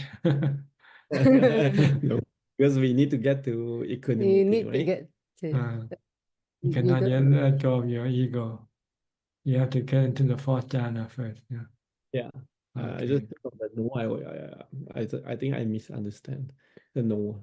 I thought the knower already know that there's no self, but I didn't know that actually the wisdom is the one that teach the knower, right? That's right. And without the body, nobody in this world will know that there's no self. Yeah. Everybody in this world will think there's a self. Yeah. Every knower will think it is a self. Thank you to Thank you, the Tan. Buddha and thank you. Yes, thank you, the Buddha. Without this information, we will forever be stuck with the self. Yeah. Yeah. Thank you to the Buddha. Okay. Thank you to Ajaan. Next, Diana from near Toronto. How far away from you from Toronto? About 1 hour on 1 hour. highway. No, I see. What's the place called? King City. King City. Okay. How big it is? It's a small town or a big town? It's pretty. It's not too big. It's like medium. Medium town. medium. It's all like new houses, newer houses. New settlement. It's like a new city. Yeah, it's because it's like more up north from the main city. So the more up north you go, like the smaller it is, and then the next big city would be like Barrie. It would be, yeah, because Toronto is on the Lake Ontario, and then Barrie is on the Lake Simcoe. So then Barrie would be another big city. Okay. You have any question tonight? Just update. Go ahead. Go ahead. I've just chosen like one thing to focus on because I found that I couldn't do it all at the same time, and I was trying to improve one thing and then I was losing another thing. So then I just decided I've been successful in just trying to maintain the 6 precepts instead of 8, because trying to work and get things done a lot of the times, the meals were pushed aside, like the timing just wasn't working out. And I did find that beneficial. And I didn't have a chance to fast as much as I was doing before to help me with my sleepiness. So then I'm trying to restart that again. Because at the end of the day, when I reevaluate my day, I'm aware that, I was overcome by the defilement here or the lack of mindfulness here. And it's usually when I'm trying to do 2 things at the same time. So just trying to reduce the number of things I do. Let's see how that goes. And just the practice wasn't as successful because I was still having some health issues. But I'm hoping a few times a week is good. I just like it to be daily the way it used to be before I was a parent, and trying to take care of some other things. So that's the update. I really benefit from these weekly meetings with you. Today my mind was like sleepy again. So I'm trying to fast today and listen to this discussion and your guidance during the week again. That was helpful. I used to be able to just listen to it one more time. So I will try to do that again. Okay. Good. No question tonight. Well, I'm just like some strange practical issues I'm having with my child. With my daughter, she's having some the issues that she's been having at night have ironed out. She's having some worry nervousness to be left alone, like not left alone, but evening times, if she's being left without me, she communicated to me it was like worrisome. And when she's in that worry state, it seems that no logical thinking was helping at that time. So I decided to just withdraw from some evening activities and refocus more on the mindfulness. And then in January, try to return and see if she can apply some of it, because it's true, like the training is needed before we can apply it in difficult situations. And for one reason or another, something was overwhelming her, and so some suffering is there. Any guidance for that? You have to accept it. It's her nature to be like this. This is how her mind they have been developed too. Can you explain that a little more? Oh, you have to accept that this is her nature. This is the way she is, and it's been something that she has been developing through her past life. So she becomes like now, like what she is right now. And you can might help her by giving her some advice, some Dhamma advice, how to deal with the situation, like stay calm, using mindfulness, reciting a mantra or something when you feel bad, feel lonely, or feel abandoned. Yeah, because like I saw over this past few weeks that the more I was pushing her and like encouraging her, come on, you could, like, the worse it became. And the moment I was relaxed, I already see like maybe she just needs the support and to go through that. And sometimes pushing is good, but pushing too hard is bad, can be counterproductive. Not pushing at all might not be as useful as do some pushing. So it depends on the situation, whether how much you should push her and how much you should teach her.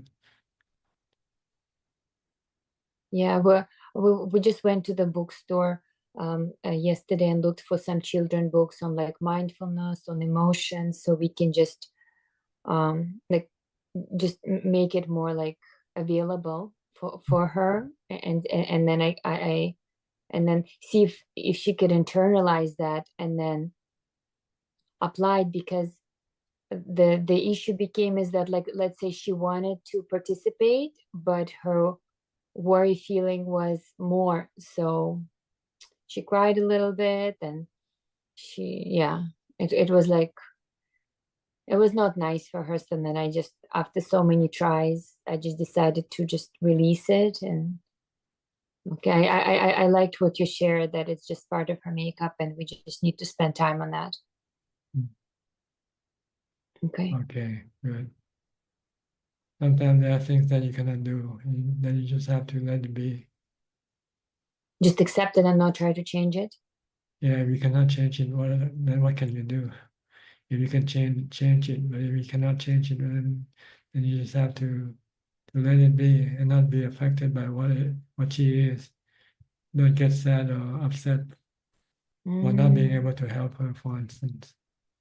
Yeah, I noticed that my own tension was making it worse for her. Okay, so just stay accepting and see if it changes on its own, maybe. Yeah, things are always changing all the time. Okay. Thank you. Okay. That's very helpful. Yeah. Okay, you're welcome. Next, Belinda, Singapore. Good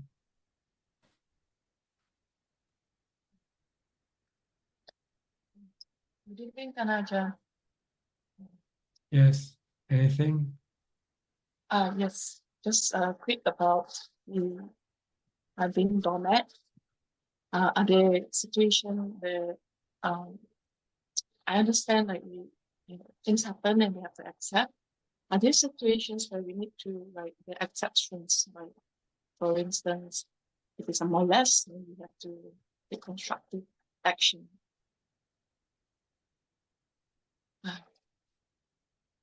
I don't quite get what you say. Like, we talk about being right, being a doormat. I just wonder, like, are there situations? I understand when we say that when things happen, it's beyond our control, that we have to accept that moment. And are there situations where we have to set also healthy boundary, or are there exceptions whereby we have to take constructive actions to not to be a rat, in short, like we have to just like, for instance, it's up to you. You'll find out whether your reaction will cause you more problem or not. Yeah, like sometimes if not reacting can keep things calm and safe, then maybe it's better to not to react. But if you think by reacting will change things and makes things better, okay, react. It's up to you. But so I understand. I didn't say that first we accept that things happen first, and then we plan for constructive action, what to take. Yes, if you can do something constructive, do it. If you cannot do it, then just let it be. Like situation like molest and things like that, so we have to exercise judgment too right now then. Common sense. You exercise common sense. Okay. Okay, thank you. Okay, you're welcome. Next, PR and Indira, doctor. from Toronto. Good morning. Good morning. From Toronto, Ajaan.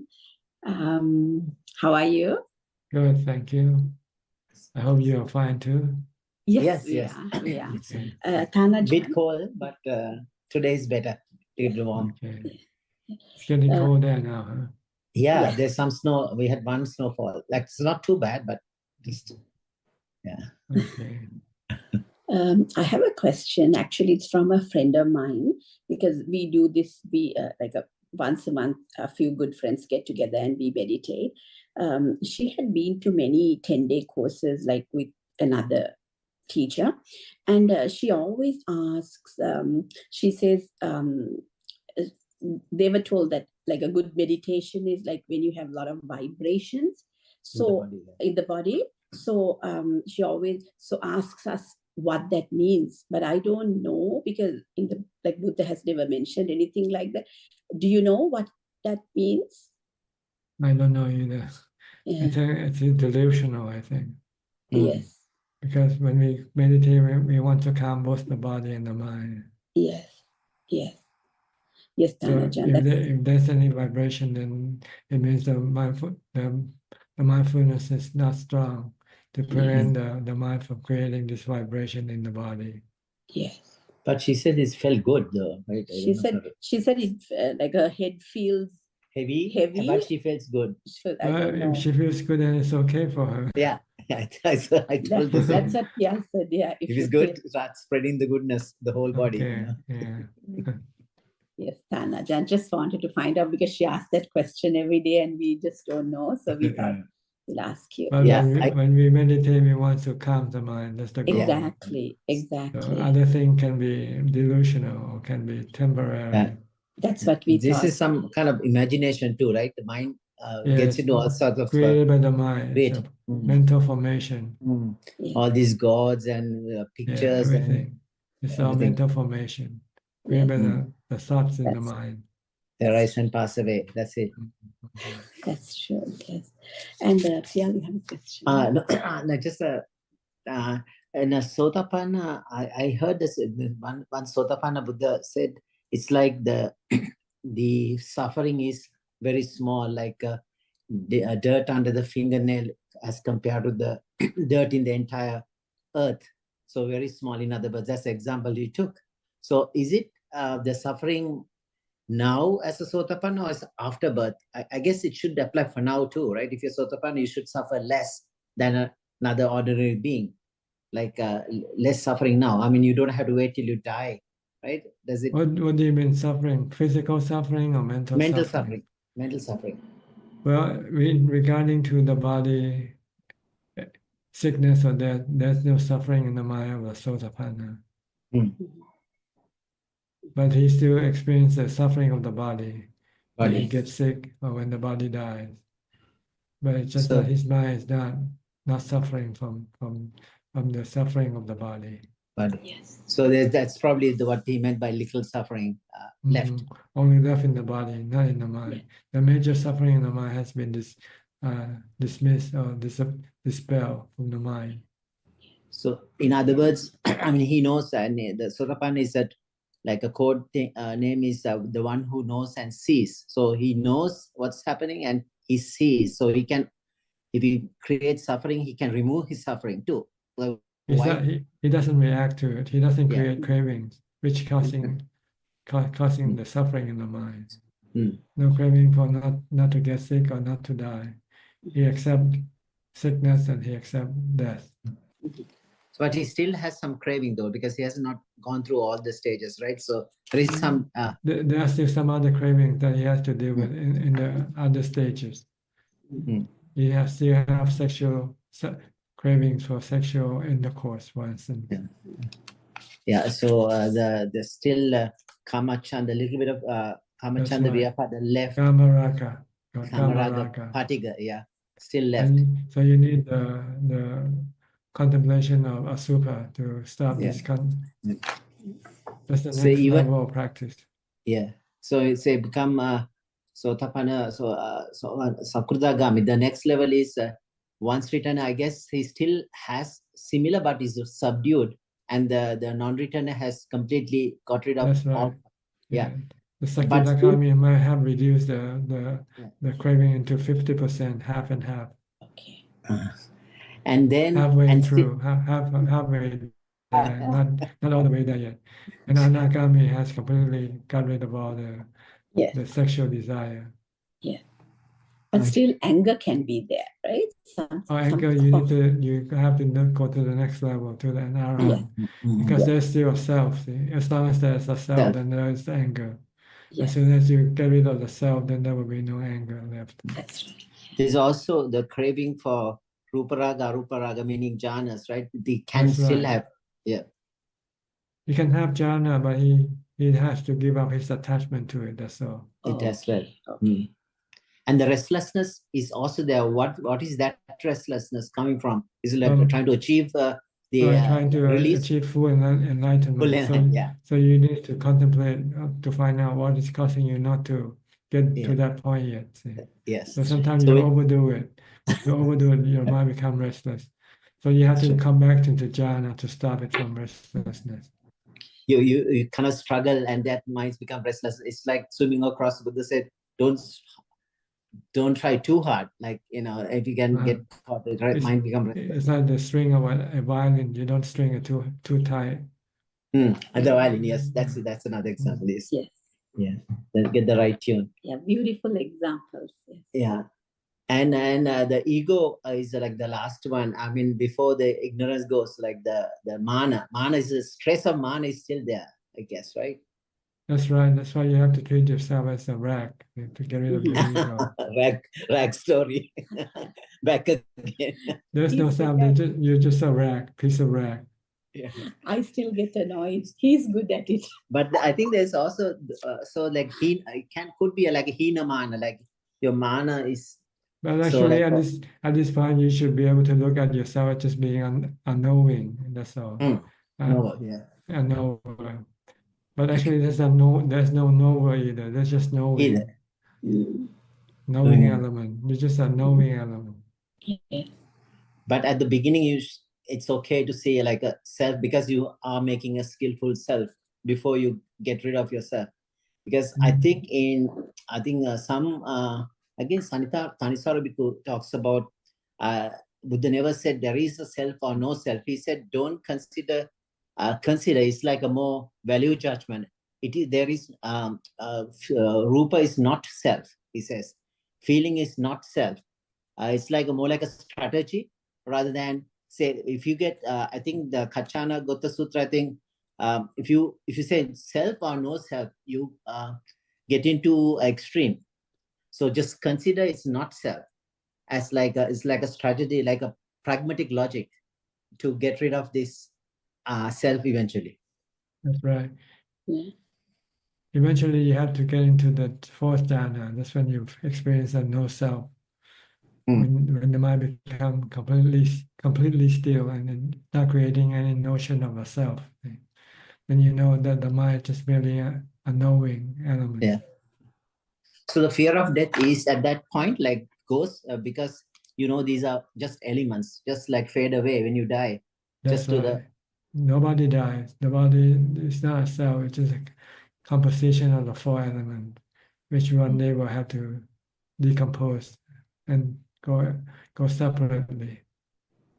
So air goes first, heat, and then the liquid and the solids after. The final. That's right. The final, what left behind is just the earth element.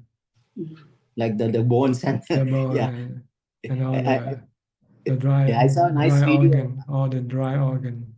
Yeah, clip yesterday from Sri Lanka. There are monks who had been not cremated, or it's just with the robes. They are put in certain kutis, and their body is decomposing. And after 21 days, it's still there. Anybody can go and see just the robe and the skull.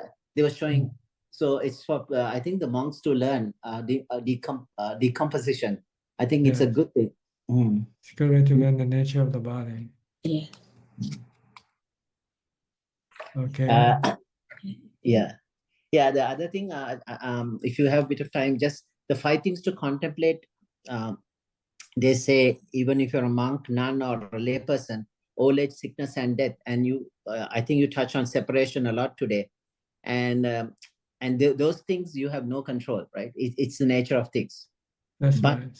the last one, the fifth one is karma. You are the owner of your karma. There is some control there. Yes, you can control your karma. You can do good karma and avoid doing bad karma. So But that's the way out. Others yeah. others look all dark, bleak. You can purify your mind. See, you can get rid of your defilement. But you need the two, which is the noble eightfold path. Noble Eightfold Path, yes. To do it with. So that's the karma, ending of all karma. That's right. Yes. Okay, Thank you, Ajaan. Thank you so much for your wisdom, and thank you to Buddha. Okay, next, Intan from Indonesia. Good evening, Prajan. Namaskara, Prajan. Prajan, I have two questions, Prajan. Yes, go ahead. Like I told Prajan when I'm in Wat Yan, now I want to focus to my job. So to push my desire for job, I stop my meditation. But after many days, when I work, suddenly I have a thought. Before I have a thought, I have a strong desire to meditate, and then I ignore it. But when I ignore the desire is more stronger, and then I have a thought, stop it, your job, and now you must to meditate. And I also ignore. Then my thought is have many times to told me stop my job. Even I just meditate 15 minutes or half hour is okay, but I must to stop my job. So then after that, I stop my job and I meditate. Then when I wake up, I also have a thought, since now you must to meditate every day, don't stop it. My question, why I have a thought like that, Prajan? It's because you have been thinking about this a long time before. Mm. But it doesn't matter why. You should look at it whether it's good or bad thought. If it's good thought, then you should follow it. Meditation is good thought because meditation will give you peace and happiness. Yes. Working will give you suffering, but give you money, but you also have suffering. Yes. Since that day, every day I meditate. Yes, so maybe because you have experienced some meditation, so your mind keeps thinking about meditation.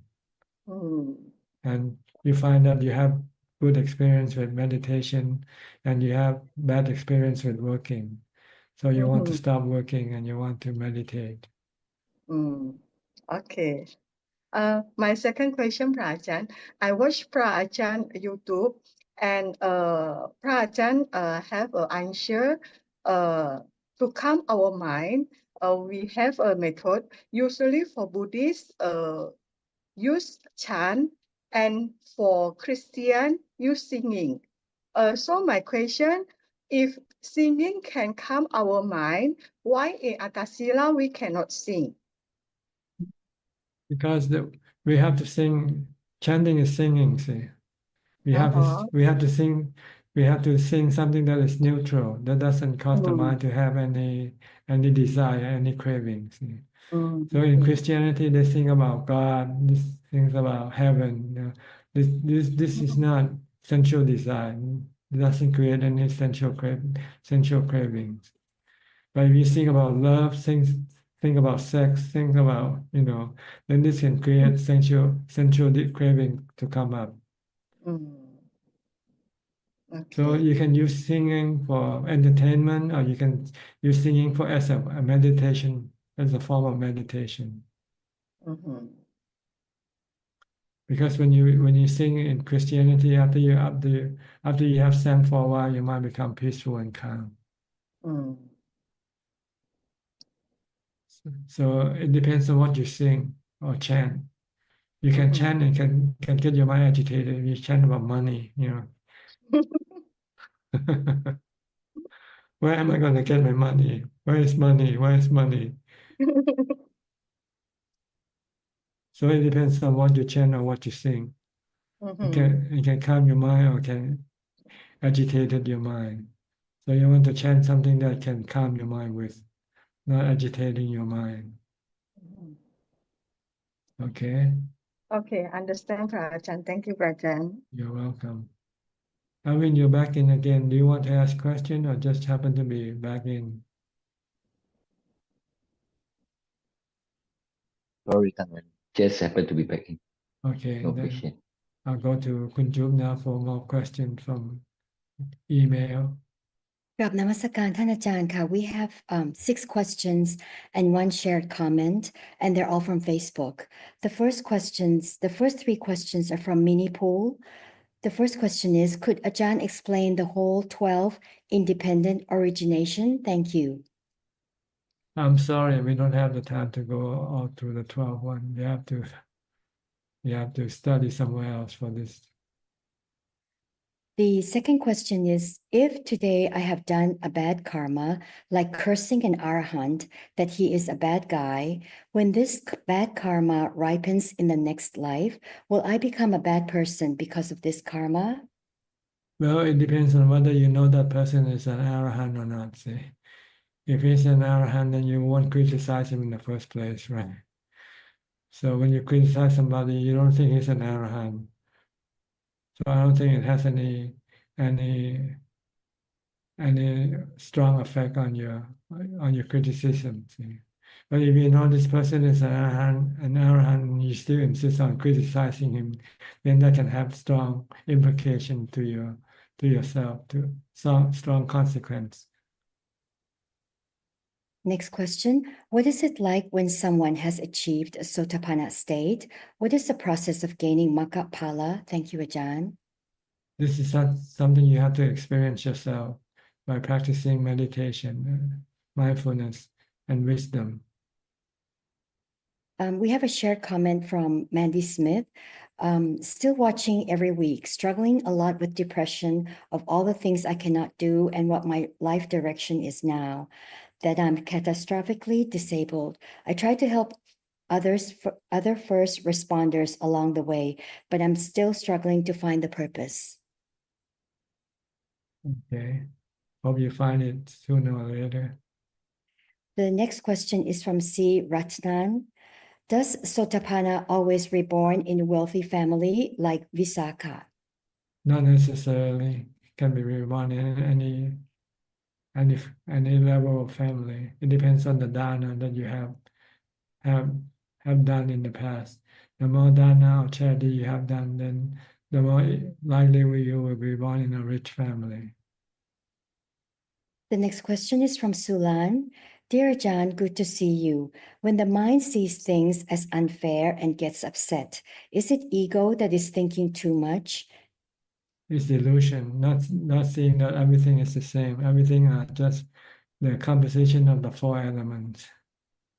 Everything it's like the weather, Sometimes it's cold, sometimes it's hot, sometimes it's raining, sometimes it's snowing.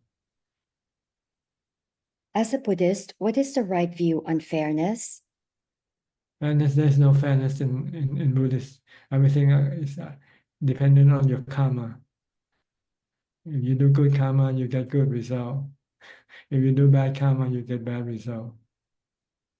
And the last question. There's no fairness in Buddhism. Everything dependent on your karma, your good and bad karma. And the last question is from Mini Pool. If arahants have got rid of karma production, why is it said that when Ajahn Lee built a pagoda, he can lengthen his lifespan? Thank you, Ajahn. This I don't know. You have to ask Ajahn Lee himself. That is all, Ka. Okay. I'm not all-knowing, so don't expect me to answer all your questions. I can only answer some that I know, and what I don't know, I have to tell you that I don't know. Okay. Sorry. Okay, I think that's all about the time we have for tonight. Thank you for your company. Thank you for your conversation. And I hope this meeting is helpful to you in your path to enlightenment. In the meantime, please stay safe, be mindful, and keep on practicing. And if all things go well, I'll see you all at the same time next week. Thank you and goodbye. สาธุชา สาธุเจ้าค่ะ Thank you, ท่าน everyone. อาจารย์ Good night, Bye, everyone. Ajahn. Thank you, Amin. Good night, everyone. Good night. Good night. Bye. คุณพี่ๆแอดมินทุกคนนะครับสวัสดีครับ Thank you, Kunju. Good night, Kunju. Good night, good อ night, นุ good โม night. ทนาค่ะ